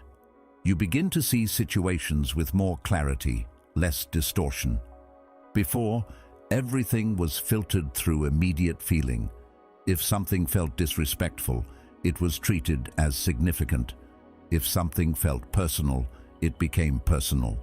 That emotional filter shaped your interpretation before you even had a chance to think. But as that space between stimulus and response becomes more consistent, you start to notice the difference between what something is and how it feels in the moment. And that difference changes everything, because when you see something clearly without the immediate overlay of emotion, it often looks smaller than it first appeared, less important, less deserving of your energy. You start to recognize patterns not just in others, but in yourself. What used to trigger you and why, what used to feel urgent and how that urgency fades when you don't immediately act on it. And in that recognition, your reactions begin to lose their automatic nature. They become optional instead of inevitable. That optionality creates distance. Not physical distance, but psychological distance. A space between you and the situation that allows you to observe rather than immediately participate. And in that space, there is a kind of freedom that most people never experience because they are constantly pulled into everything around them. They move from one reaction to the next without pause, without reflection, without that moment of separation that allows for choice. But once you start to operate from that distance, your entire experience of the same situations begins to change. You no longer feel the same pressure to respond, the same need to correct, the same urgency to engage. It's not that you've become indifferent to everything, but you've become more selective, more aware of what actually deserves your attention and what doesn't. And that awareness acts like a filter, quietly guiding your responses without requiring constant effort. You begin to conserve energy in a way that feels natural, not forced, because you're no longer giving it away to every situation that asks for it. There's also a shift in how long things stay with you. Before, a single moment could linger for hours, sometimes longer. Replayed, analyzed, expanded into something bigger than it was. But as your relationship to these moments changes, they start to pass more quickly. They come, they are noticed, and then they go. Without the same attachment, without the same need to revisit them. And that alone creates a noticeable difference in your mental state. Less noise, less repetition, more space. This is where a different kind of peace begins to emerge. Not the kind that depends on everything going well, on people behaving a certain way, on situations unfolding in your favor, but a steadier kind. One that exists even when things are imperfect, even when people are difficult, even when circumstances are not ideal. Because it's not built on controlling those things. It's built on your relationship to them, on your ability to remain grounded regardless of what happens externally. Carl Jung captured something close to this shift when he wrote, "Until you make the unconscious conscious, it will direct your life and you will call it fate." That line points to the same process happening here. The more aware you become of your patterns, your reactions, your internal responses, the less they control you. What once felt automatic begins to feel visible. What once felt inevitable begins to feel optional, and that awareness reduces the grip those patterns have on you. As that grip weakens, your sense of self becomes more stable. Not because you've built walls or disconnected from everything, but because you're no longer being constantly shaped by external inputs. Your identity stops shifting based on every interaction, every comment, every situation. It becomes more consistent, more rooted in something internal rather than something reactive. And that consistency brings a kind of quiet confidence. Not the kind that needs to be displayed, but the kind that simply exists. You also start to notice how different your interactions become. Without the same reactivity, without the same need to engage with everything, the dynamics change. Some situations dissolve on their own. Some people adjust their behavior. Others lose interest entirely. But regardless of what happens externally, your internal state remains more stable, less affected, less pulled in different directions. And that stability begins to influence everything else. Your focus, your decisions, your overall sense of clarity. This doesn't mean you stop caring. It doesn't mean you become detached from everything in a way that disconnects you from life. It means you care more precisely. You engage more intentionally. You choose where your energy goes instead of letting it be dictated by every external trigger. And that precision makes your actions more meaningful, not less, because they come from a place of clarity rather than impulse. Over time, this becomes your default. Not something you have to think about constantly, but something that naturally guides how you respond to the world. The gap between stimulus and response becomes part of how you operate. The distance becomes familiar, the clarity becomes consistent, and with that, the intensity of many situations continues to fade, not because they've changed, but because you have. What remains is something that doesn't rely on circumstances to exist. A steadiness that holds even when things around you don't.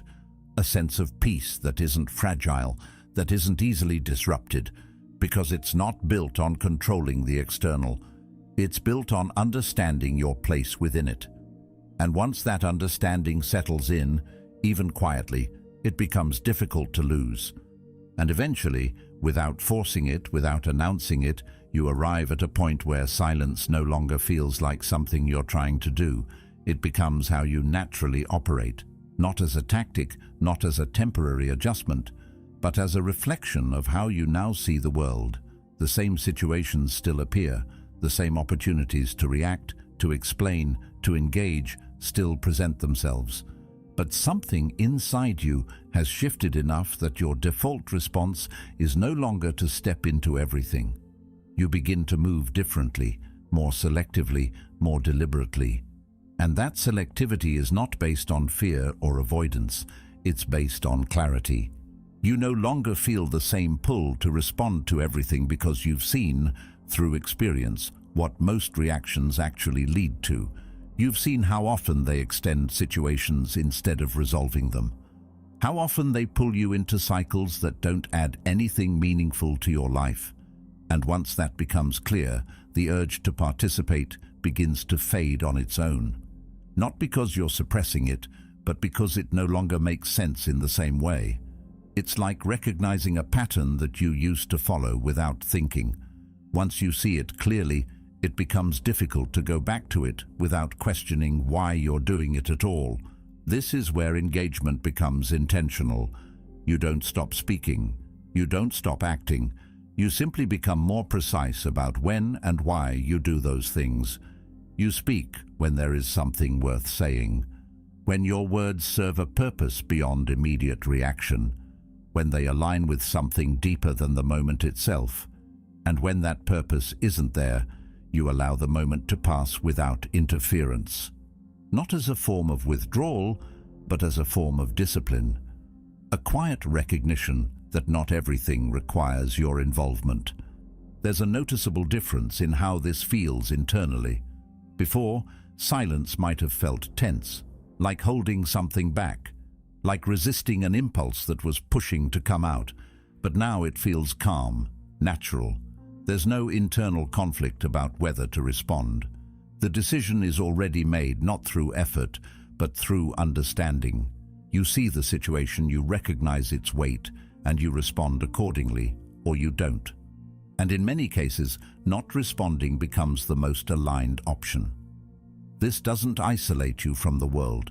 If anything, it allows you to engage with it more effectively because your attention is no longer scattered across every minor situation. It's focused, directed toward what actually matters, toward conversations that are meaningful, toward actions that have impact, toward relationships that add something real to your life. Everything else loses its urgency, not because it disappears, but because it no longer meets your threshold for engagement. There's also a shift in how others perceive you, though that's not something you aim for. It happens as a byproduct. When you stop reacting the way people expect, when you stop explaining yourself in situations where explanation used to be automatic, the dynamic changes. People notice the absence of what used to be predictable, the lack of immediate response, the calmness where there used to be engagement, and that difference stands out. Even if it's not consciously analyzed. Some interpret it as confidence, others see it as distance. Some may even misunderstand it entirely. But regardless of interpretation, the effect is similar. Your presence begins to carry a different kind of weight. Not because you're trying to project anything, but because you're no longer participating in the same patterns. And when patterns break, attention follows. Not always in obvious ways, but in subtle shifts in how people approach you, how they speak to you, how they engage with you. This is where a certain irony appears. The less you try to be seen, the more noticeable you become. The less you try to prove something, the less there is to question. Because when someone isn't constantly reacting, constantly explaining, constantly adjusting themselves to fit into every situation, there's a sense of stability that becomes difficult to ignore. Not loud, not performative, but consistent. And consistency, over time, creates a kind of presence that doesn't need to announce itself. That presence is not built on controlling others or shaping their perception. It's built on something much simpler: alignment. Acting in a way that reflects your understanding, your values, your clarity, without constantly adjusting for external reactions.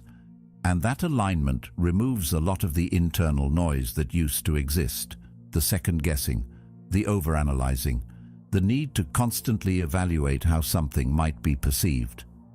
All of that begins to quiet down when your actions are no longer dependent on those variables. This connects closely to what Marcus Aurelius expressed when he wrote, "Waste no more time arguing what a good man should be one."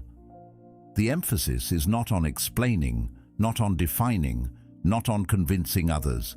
It's on living in a way that reflects what you already understand.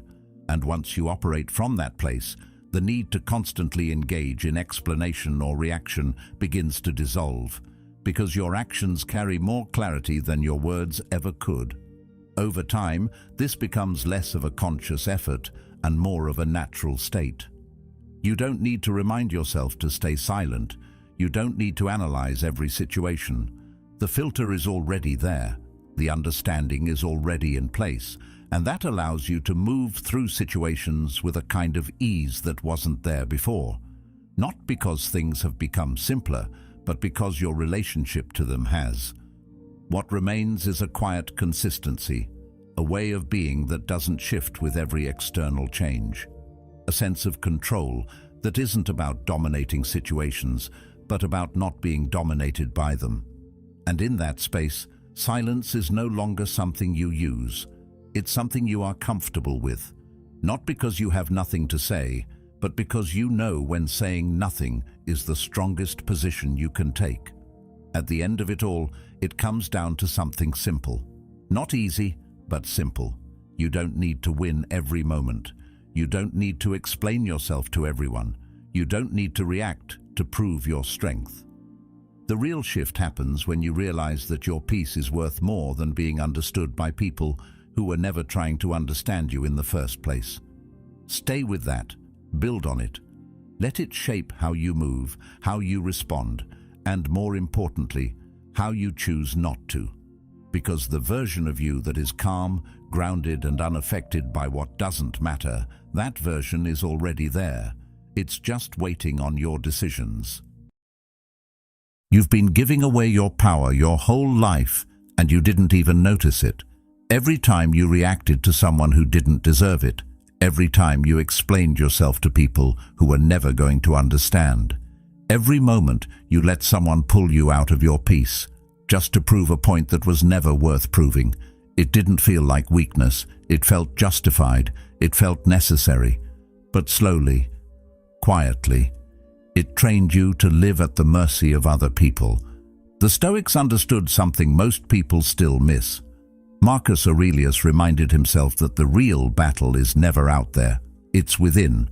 Not controlling what others say, not correcting every misunderstanding, but mastering the impulse to react at all. Because the moment you stop needing to respond, to defend, to explain, something shifts. You become harder to reach, harder to shake, harder to control, and that kind of presence doesn't ask for respect. It creates it, quietly, without effort, without noise. It's the kind of control that doesn't need to prove itself, because it's already there. You don't notice how much of your life is controlled by reaction until you slow down enough to actually see it. It starts small. Someone says something slightly off, nothing obvious, just enough to create friction, and suddenly your mind isn't yours anymore. It starts replaying the moment over and over. You analyze tone, you question intent, you build responses you wish you had said, you refine them, you rehearse them, and while all of this is happening, you're gone. You're not present anymore. You're trapped in something that already ended.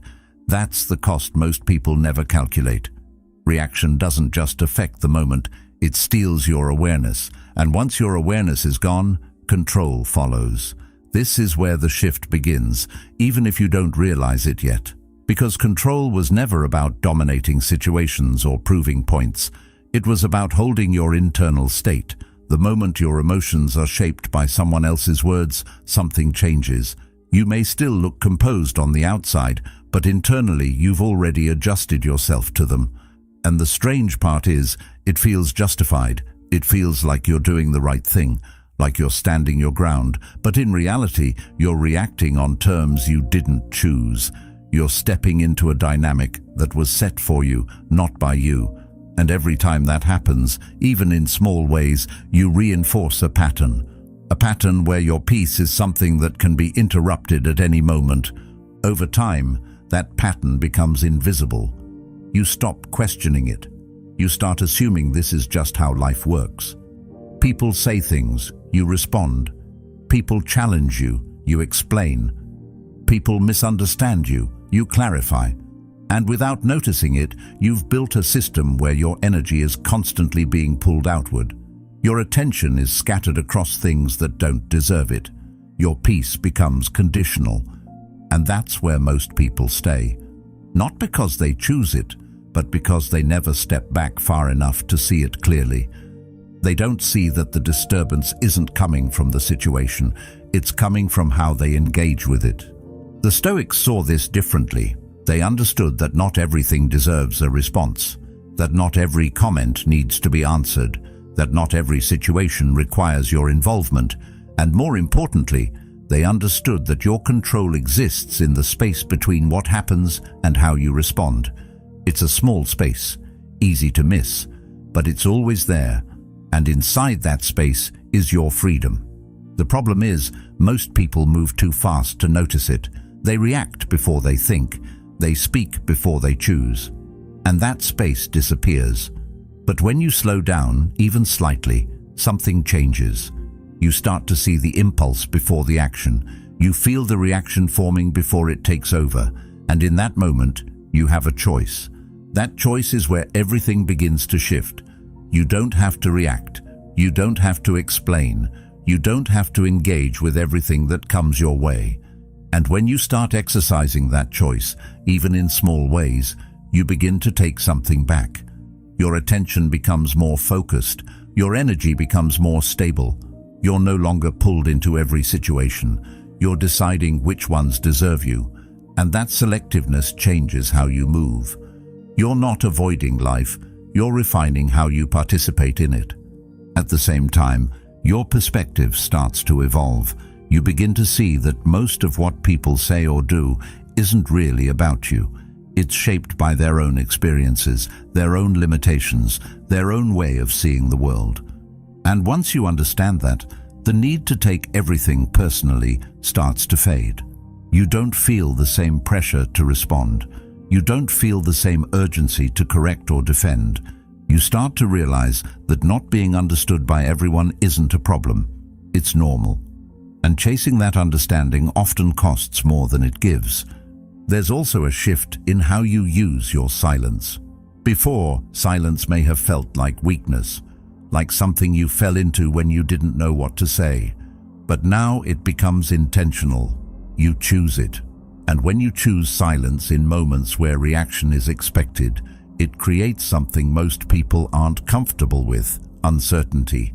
There's no feedback, no emotional signal, no clear reaction, and that absence changes the dynamic. Because now, instead of you thinking about them, they're left thinking about you. Not because you're trying to control them, but because you didn't give them what they expected. But this doesn't mean withdrawing from everything or becoming distant. That's where most people misunderstand the idea. You're still present, still aware, still engaged, but you're selective. You don't give your attention freely. You don't respond automatically. You choose when to speak, when to step in, and when to step back. And that selectiveness creates value, because what is always available is rarely appreciated.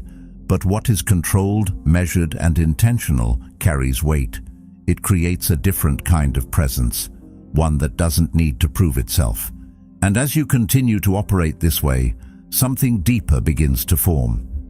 You're not just avoiding negativity, you're redefining your standard. Every time you ignore something that doesn't deserve you, you reinforce a quiet boundary. You remind yourself that not everything is worth your energy, and over time, that standard becomes part of how you move. You don't have to think about it, you feel it. You recognize what aligns with you and what doesn't, and you act accordingly, without hesitation, without explanation. That's where discipline comes in, because your mind will still try to pull you back into old patterns. It will still push you to react, to defend, to prove. But now, you notice it. You see the trigger before it takes over.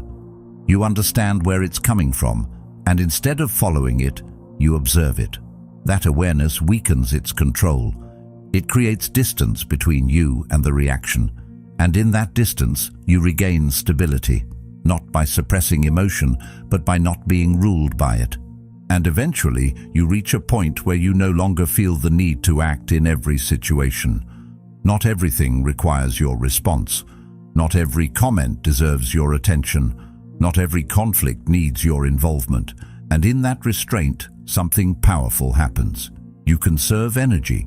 While others are busy reacting, explaining, and exhausting themselves, you're building, you're focusing, you're moving forward without interruption. That's the quiet advantage. No noise, no distraction, just control. If this way of thinking resonates with you, don't let it pass like everything else. Stay with it. Build on it. And if you're serious about moving this way, consider subscribing. Not as a routine, but as a decision. A commitment to think more clearly, to react less impulsively, and to live with more control than you did yesterday. That shift is subtle, but it changes everything. Because now you're no longer just communicating, you're seeking validation. You're trying to correct someone else's perception of you, hoping that if they see you clearly, they'll respond differently.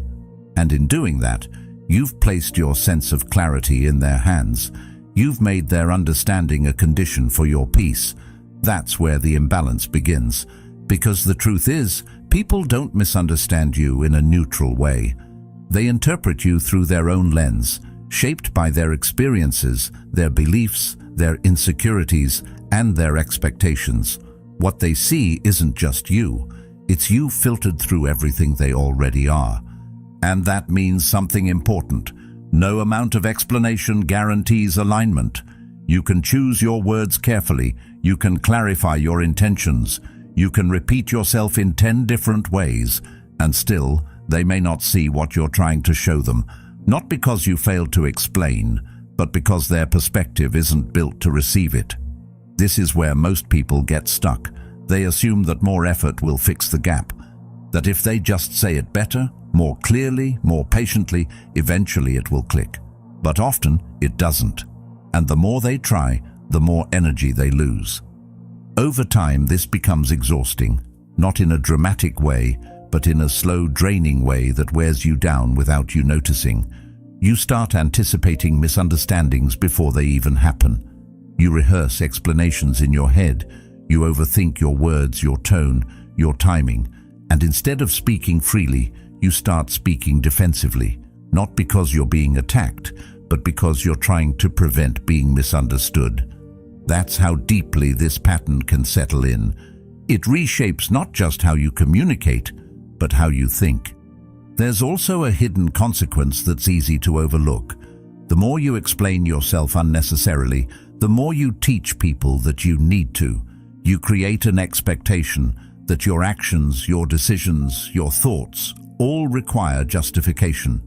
And once that expectation is established, it becomes difficult to step away from it.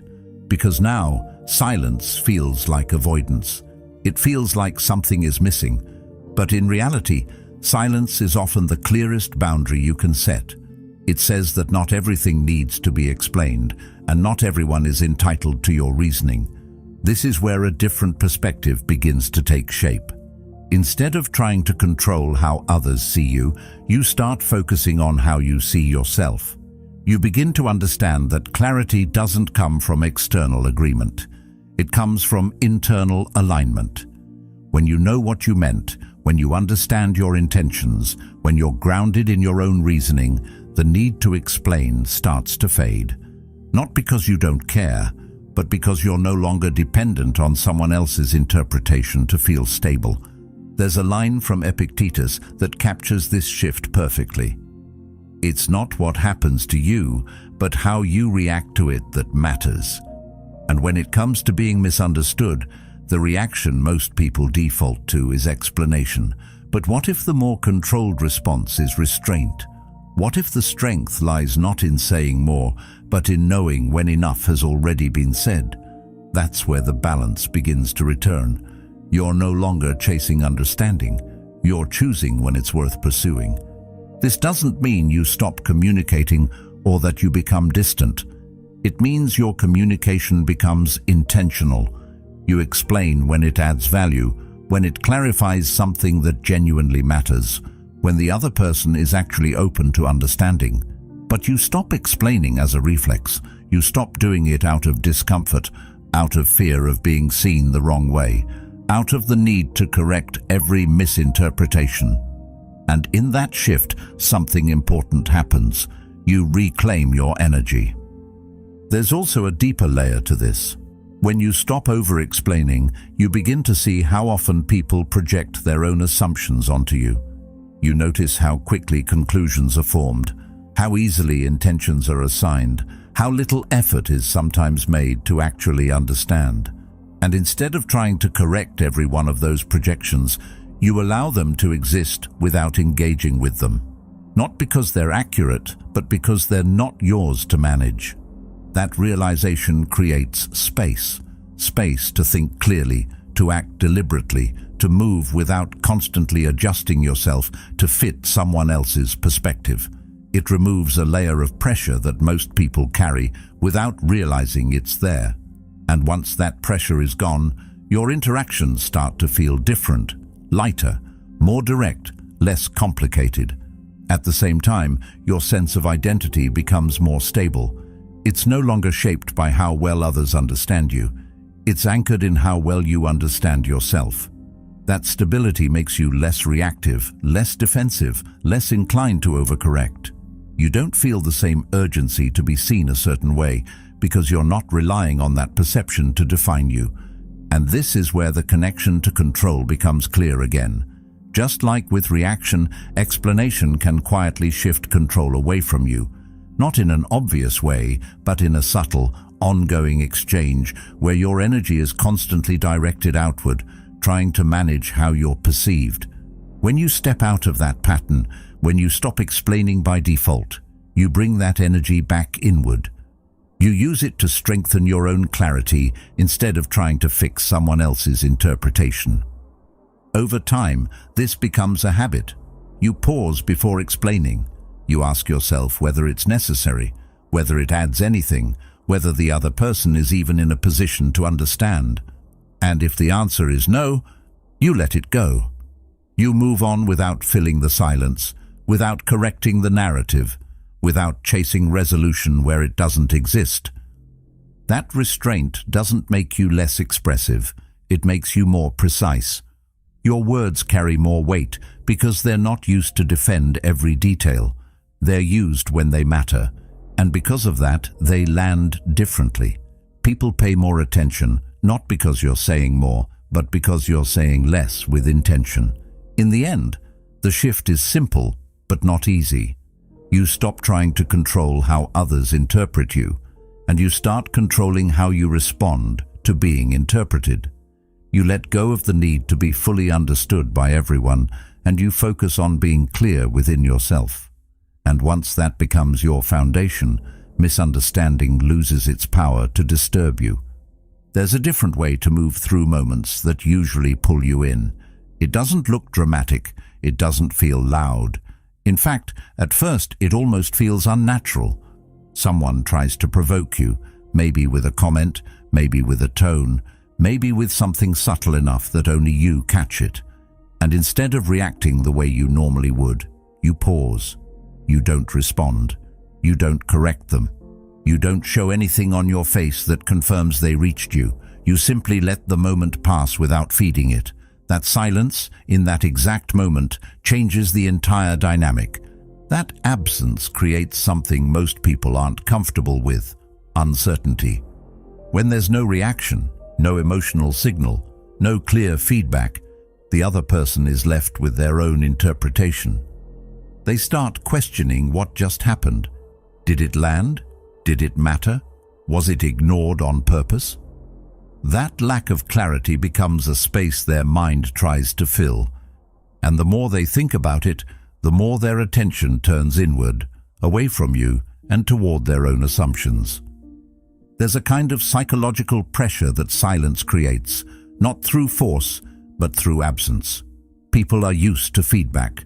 They rely on it to navigate interactions. A reaction tells them where they stand, whether they crossed a line, whether they succeeded in getting a response. Without that feedback, they lose their reference point, and in that uncertainty, their confidence in the interaction starts to weaken. They're no longer in control of how the moment unfolds. What makes this even more effective is that it requires no effort beyond restraint. You're not trying to outsmart anyone. You're not crafting the perfect response. You're simply choosing not to participate in something that doesn't deserve your energy. And that choice, repeated consistently, builds a different kind of presence. One that isn't easily pulled into unnecessary exchanges. One that doesn't react on impulse. One that remains steady, even when tested. There's also something important happening internally when you practice this kind of silence. You're strengthening your ability to sit with discomfort without acting on it, because the urge to respond doesn't disappear immediately. It's still there, pushing you to say something, to correct, to engage. But when you resist that urge, even briefly, you prove to yourself that it doesn't control you. And that realization builds confidence. Not the loud kind, but the quiet kind that doesn't need to be displayed. Over time, this changes how you experience interactions. Situations that once felt tense or draining start to feel neutral. Comments that would have stayed with you for hours lose their impact. You begin to see how much of your previous stress came not from what was said, but from how you responded to it. And once that becomes clear, the motivation to react starts to fade. It no longer feels necessary. There's a line that captures this idea with precision. No man is free who is not master of himself. Freedom, in this sense, isn't about controlling others or shaping every interaction to your liking.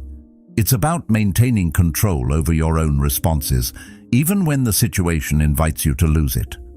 Silence becomes one of the simplest ways to practice that control, not because it avoids the situation, but because it prevents the situation from controlling you. As this approach becomes more natural, people begin to notice the difference. Not always consciously, but they feel it. There's a shift in how they interact with you. Some may test it, trying to get a reaction, pushing a little further to see if the pattern holds. Others become more measured, more respectful, because they sense you're not easily drawn in. And in both cases, the dynamic has changed. You're no longer responding automatically. You're choosing when and how to engage. As Seneca put it, "He who is brave is free." This doesn't mean you never speak or that you avoid every confrontation. There are moments where a response is necessary, where clarity matters, where silence would only create confusion. But those moments become easier to recognize when they're not buried under layers of automatic reaction. You respond when it's intentional, not when it's triggered, and that distinction is what keeps your control intact. That filter is what most people lack. They move through life open to everything, responding to every comment, every message, every shift in energy around them. And because of that, their attention is constantly scattered. Their presence is diluted. They're everywhere, reacting to everything, but never fully grounded in anything. It feels like participation, but it's actually a loss of direction. Because when you're available to everything, you're controlled by anything. That decision-making process is where your power begins to return. Because now, instead of being pulled into interactions, you're stepping into them intentionally. You're not reacting, you're choosing, and that choice creates a different kind of presence, one that isn't easily predictable, one that isn't constantly available, one that carries weight because it's not overused. There's a noticeable difference between someone who is always accessible and someone who is selectively present. The first becomes expected, their responses are assumed, their time is taken for granted. The second creates a sense of value, not through force, but through scarcity. When your presence is not guaranteed, it becomes something people pay attention to. Not because you demand it, but because you've set a standard without saying a word. This is where most people hesitate. They worry that stepping back will be seen as disinterest or disrespect, that if they don't respond quickly or engage consistently, they'll lose connection. But what often happens is the opposite. When you stop overextending yourself, when you stop being constantly available, your interactions become more meaningful. You're no longer engaging out of habit or obligation. You're engaging because it matters. That shift also changes how you experience your own time. Without the constant pull to respond, to engage, to be present everywhere, you create space. Space to think, to focus, to move at your own pace. And in that space, your actions become more deliberate. You're not rushing from one interaction to the next. You're choosing where to invest yourself. There's a line that reflects this idea with clarity. It is not that we have a short time to live, but that we waste a lot of it. When your attention is spread across too many things, when your energy is given freely without consideration, it doesn't just affect your interactions. It affects your entire sense of time. It feels like there's never enough of it, not because it's limited, but because it's being used without intention. As you become more selective, that sense of time begins to shift. You're no longer reacting to every demand placed on you. You're deciding which demands are worth your response. And that decision creates boundaries, not rigid ones, but clear ones. Boundaries that protect your focus, your energy, your ability to stay grounded in what matters. This refinement doesn't make you less connected. It makes your connections more intentional. You're not spreading yourself thin across every interaction. You're investing fully in the ones that align with you. And because of that, those interactions carry more depth. They're not rushed, they're not distracted, they're present. There's also an internal shift that happens alongside this. As you become more selective externally, you become more stable internally. You're not constantly adjusting your state based on what's happening around you. You're maintaining a consistent center, regardless of external noise. That consistency makes it easier to stay focused, to stay calm, to stay in control. Over time, this way of operating becomes natural. You no longer feel the need to respond to everything. You no longer feel uncomfortable with silence or space. You begin to trust that not every situation requires your involvement, that not every moment needs your input. And that trust allows you to move through life with less friction. The idea of control, then, becomes less about managing others and more about managing yourself. It's not about influencing every interaction. It's about choosing which interactions you step into. It's not about being present everywhere. It's about being fully present where it matters. And in that selectiveness, something changes in how others perceive you, not because you're trying to create an image, but because your behavior reflects a certain level of discipline. You're not easily pulled in, you're not constantly available, you're measured. And that measurement creates a sense of respect, even if it's not explicitly acknowledged. At the same time, your own perception of yourself begins to shift. You start to see that you don't need to be involved in everything to be relevant. You don't need to respond to every comment to maintain your position. Your value isn't tied to how often you engage, but to how intentionally you do. You're still in the world, still interacting, still connected, but now there's a structure behind it, a sense that your presence is directed, not scattered, that your responses are chosen, not triggered. And that difference, while subtle, reshapes everything around you. And that decision has consequences, not in a negative sense, but in a natural one. When you raise your internal standard, your external environment begins to adjust. Some people will notice the change immediately. They'll feel the difference in how you respond or don't respond. They'll realize that certain behaviors no longer get the same reaction from you. And without that reaction, those behaviors lose their effect. They either adapt or they fade out. This is where your internal standard begins to shape your external reality. You don't need to push people away. You don't need to explain your boundaries. You don't need to justify your choices. Your behavior does that for you. The consistency of your actions communicates more clearly than any explanation could. It shows what you accept, what you ignore, what you invest in, and people respond to that, whether consciously or not. There's also a sense of clarity that comes with this shift. When you stop engaging with what's beneath your standard, your focus sharpens. You're no longer distracted by things that don't matter. You're no longer carrying conversations, arguments, or thoughts that add nothing to your direction. That mental space becomes available for something else, something more aligned, more constructive, more intentional. Over time, this clarity strengthens your sense of identity.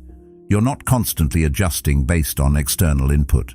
You're operating from a consistent internal position. That consistency makes your decisions easier. It removes the hesitation, the overthinking, the second-guessing. You know what aligns with you and what doesn't, and that knowledge reduces friction in your daily life. There's a line that reflects this idea in a simple but direct way. Associate with people who are likely to improve you. It's not just about choosing who you spend time with. It's about choosing what you allow into your space in general. Conversations, environments, interactions, even thoughts. When you filter these through a higher standard, your entire experience begins to shift. At the same time, you begin to notice how much of your previous engagement was unnecessary. Situations that once felt important start to look trivial. Reactions that once felt justified start to feel excessive. And that awareness reinforces your decision to operate differently. It's not about avoiding life. It's about engaging with it more deliberately. There's also a quiet confidence that develops from this approach. Not the kind that needs to be displayed or validated, but the kind that comes from knowing you're not easily pulled into things that don't serve you. You trust your ability to choose. You trust your ability to step back. You trust your ability to maintain your level, regardless of what's happening around you. At the same time, your relationships become more aligned. You're no longer maintaining connections out of habit or obligation. You're engaging with people and situations that match your standard. And because of that, those connections carry more value. They're not based on constant interaction, but on meaningful interaction. The process isn't instant. It requires consistency. It requires awareness. It requires the willingness to let go of patterns that once felt normal. But each time you choose not to engage with something beneath you, you reinforce that shift. You strengthen that standard. You make it clearer, both to yourself and to others. At that point, ignoring what doesn't deserve you is no longer a strategy. It's a reflection of who you've become. None of this is easy. It sounds simple when you hear it, almost obvious, but the moment you try to apply it, you feel the resistance immediately. Because your mind is not naturally built for stillness in the face of pressure. It's built to react, to defend, to justify, to prove. That impulse has been reinforced over years through habits, experiences, and expectations. So when you decide to move differently, you're not just changing your behavior, you're going against a pattern that has been running automatically for a long time. This is where most people stop. They feel the reaction, they justify it, and they act on it. But the Stoics approached this differently. They didn't just observe their reactions, they examined them. They looked at what triggered them, what caused the emotional shift, what underlying belief or expectation was being challenged.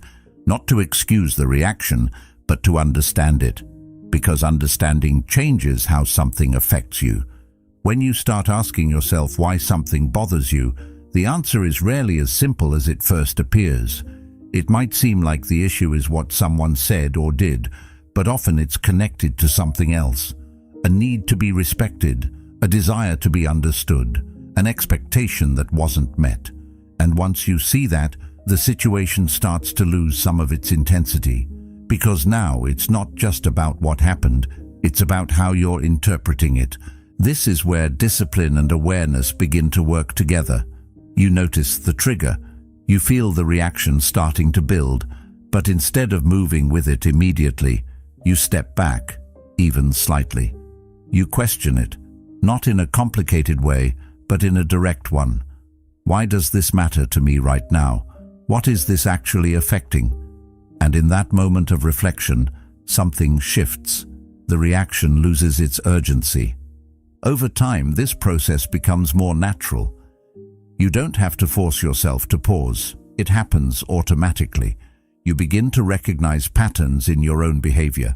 You see which situations tend to trigger you, which types of comments affect you more than others, which environments pull you into reaction. And with that awareness, those triggers start to weaken. Not because they disappear, but because you understand them. Understanding removes a lot of their power. When something is unclear, it feels overwhelming. When it's understood, it becomes manageable. And that's what happens with your triggers. They go from being automatic responses to being observable patterns. You see them as they are, without immediately acting on them. And that space between awareness and action is where your control grows. This doesn't mean you stop feeling. You still experience emotions. You still notice when something doesn't sit right. But the difference is, those feelings don't dictate your behavior in the same way. You're not pulled into action by them. You're aware of them, but you're not controlled by them. And that distinction is what creates stability. Stability in this sense isn't about being unaffected by everything. It's about not being easily moved by things that don't deserve that level of influence. It's about maintaining a consistent internal state, even when external situations shift. And that consistency makes you less predictable in the best way. Not because you're trying to be unpredictable, but because you're not reacting in the expected way. There's also a level of freedom that comes with this. When your triggers no longer control you, your options expand. You're not limited to one type of response. You're not locked into a pattern of behavior. You can choose how to respond or whether to respond at all. And that choice gives you flexibility. It allows you to move through situations without being tied to a specific reaction. As Marcus Aurelius wrote, "You have power over your mind, not outside events. Realize this and you will find strength." At the same time, your interactions become more intentional. You're not responding out of habit or impulse. You're responding because you've decided it's worth it, and that decision is based on clarity, not emotion. It's based on understanding, not reaction. That shift makes your responses more effective, more precise, more aligned with your actual intentions. As this becomes part of how you operate, people begin to notice the difference. They may not understand it fully, but they see that you're not easily provoked, that you don't react the way most people do, that certain things that would normally cause a reaction don't seem to affect you in the same way. And that creates a different kind of presence, one that feels steady, grounded, controlled. This presence isn't something you perform. It's a result of the internal work you've done, the examination of your triggers, the discipline to pause, the awareness to understand what's happening beneath the surface. It's built over time, through repetition, through consistency. And once it's there, it doesn't need to be maintained in a forced way. It becomes natural. There's also a shift in how you view other people when you reach this point. You begin to see that their actions, their words, their behavior are often driven by their own triggers, their own patterns. And instead of reacting to them, you observe them. Not in a detached way, but in a way that recognizes what's actually happening. And that recognition makes it easier to stay grounded. This is where indifference takes on a different meaning. It's not about not caring. It's about not being controlled. It's about choosing what affects you and what doesn't. It's about maintaining your position regardless of what's happening around you. And that kind of indifference is not cold, it's stable. It allows you to move through situations without being pulled into them unnecessarily. It allows you to engage when it matters and step back when it doesn't. It allows you to maintain your energy, your focus, your clarity. And over time, it becomes the foundation of how you operate. Because in the end, the goal was never to eliminate emotion or avoid interaction. It was to understand yourself well enough that your reactions are no longer automatic, that your behavior is no longer dictated by external triggers, that your state is no longer dependent on what happens around you. And once that becomes your reality, control is no longer something you're trying to achieve. It's something you already have. At some point, something shifts in a way that feels almost invisible at first, but changes everything once you notice it. You no longer feel the same urgency to respond to everything around you. Situations that once pulled you in immediately now pass by without that automatic need to engage. Comments don't carry the same weight. Tension doesn't demand your participation. And what used to feel like something you had to address now feels optional. That realization is subtle, but it marks a turning point. Because once you see that not everything requires your response, you begin to move differently. This shift changes how you experience time and energy. When you're no longer reacting to everything, you stop spending your mental resources on things that don't matter. You're not replaying conversations. You're not thinking about what you should have said. You're not carrying interactions with you long after they've ended. That mental space, once occupied by reaction and analysis, becomes available. And what you do with that space determines the direction you move in. When you step out of that pattern, the difference is immediate. Your attention becomes more focused. Your actions become more deliberate. You're not switching between distractions. You're staying with what matters. And that consistency creates momentum. Not the kind that looks dramatic, but the kind that builds steadily over time. You're no longer reacting to what's happening around you. You're directing your energy toward what you've chosen. There's a line that captures this idea with precision. If you seek tranquility, do less. It doesn't mean you become inactive. It means you remove what's unnecessary. You stop doing things that don't contribute to your direction. You stop engaging in situations that don't add value. And in doing less of what doesn't matter, you create space for what does. That's where real progress begins. Not in doing more, but in doing what matters consistently. This approach also changes how others interact with you. When you're not easily drawn into every situation, people begin to recognize that your attention isn't automatic. They see that you're not reacting in the expected way. And that creates a different dynamic. Some may test it, trying to see if they can still pull you in. Others may adjust, becoming more intentional in how they approach you. But in both cases, the pattern has changed. You're no longer responding on impulse. At the same time, your own sense of control becomes more stable. You're not constantly adjusting your state based on what's happening around you. You're maintaining a consistent direction, regardless of external noise. That consistency makes it easier to stay focused, to stay calm, to stay aligned with what you've chosen. You're not being pulled, you're moving. There's also a sense of quiet confidence that develops from this. Not the kind that needs to be expressed or proven, but the kind that comes from knowing you're not easily distracted. You trust your ability to stay on course. You trust your ability to ignore what doesn't matter. You trust your ability to maintain your focus, even when there are opportunities to lose it. And that trust removes a lot of internal tension. As this becomes your default, your progress begins to look different.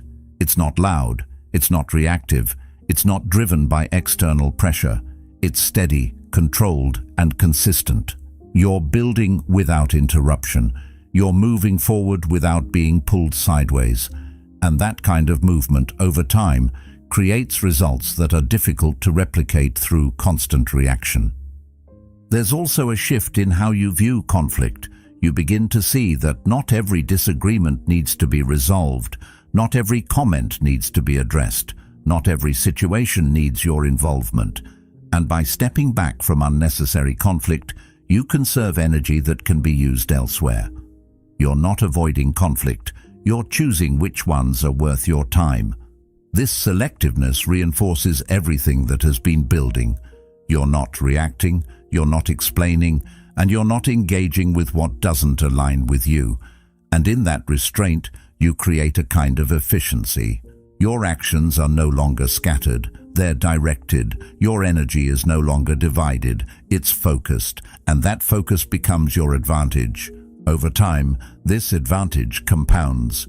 While others are caught in cycles of reaction, explanation, and distraction, you're moving forward without those interruptions. You're not spending energy on things that don't contribute to your direction. You're not losing time to situations that don't matter. You're not carrying unnecessary weight. And because of that, your progress is cleaner, more consistent, more sustainable. This doesn't mean your life becomes empty or quiet in a negative way. It becomes clear. There's less noise, less distraction, less unnecessary involvement. And in that clarity, you're able to see what actually matters. You're able to focus on it without interruption. You're able to build without being pulled away. At the same time, your presence becomes more grounded. You're not reacting to every shift in your environment. You're not adjusting your behavior based on every external input. You're stable. And that stability is what allows everything else to function more effectively. Your decisions are clearer. Your actions are more intentional. Your direction is more defined. Eventually, this way of operating becomes natural. You don't have to think about whether something deserves your attention. You know. You don't have to force yourself to ignore distractions. You simply don't engage with them. You don't have to remind yourself to stay focused. You already are. And that natural alignment is what makes the difference sustainable. Because in the end, the goal was never to control everything around you. It was to control how you move within it. And when you reach the point where not everything requires your response, where not everything deserves your attention, where not every situation needs your involvement, you've achieved something that most people spend their lives chasing without realizing it. You've created a way of operating that allows you to move forward without being constantly pulled back. At the end of all this, it comes down to something simple, but not easy. Your peace is not something to negotiate. It's something to protect. The moment you stop reacting, stop explaining, and stop giving your energy to what doesn't deserve it, you take your life back in a way most people never do. If this message stayed with you, don't let it fade here. There's another video on your screen right now that will help you go even deeper into mastering this mindset. Watch it and keep building that control. And truly, thank you for being a part of Stoic Journal.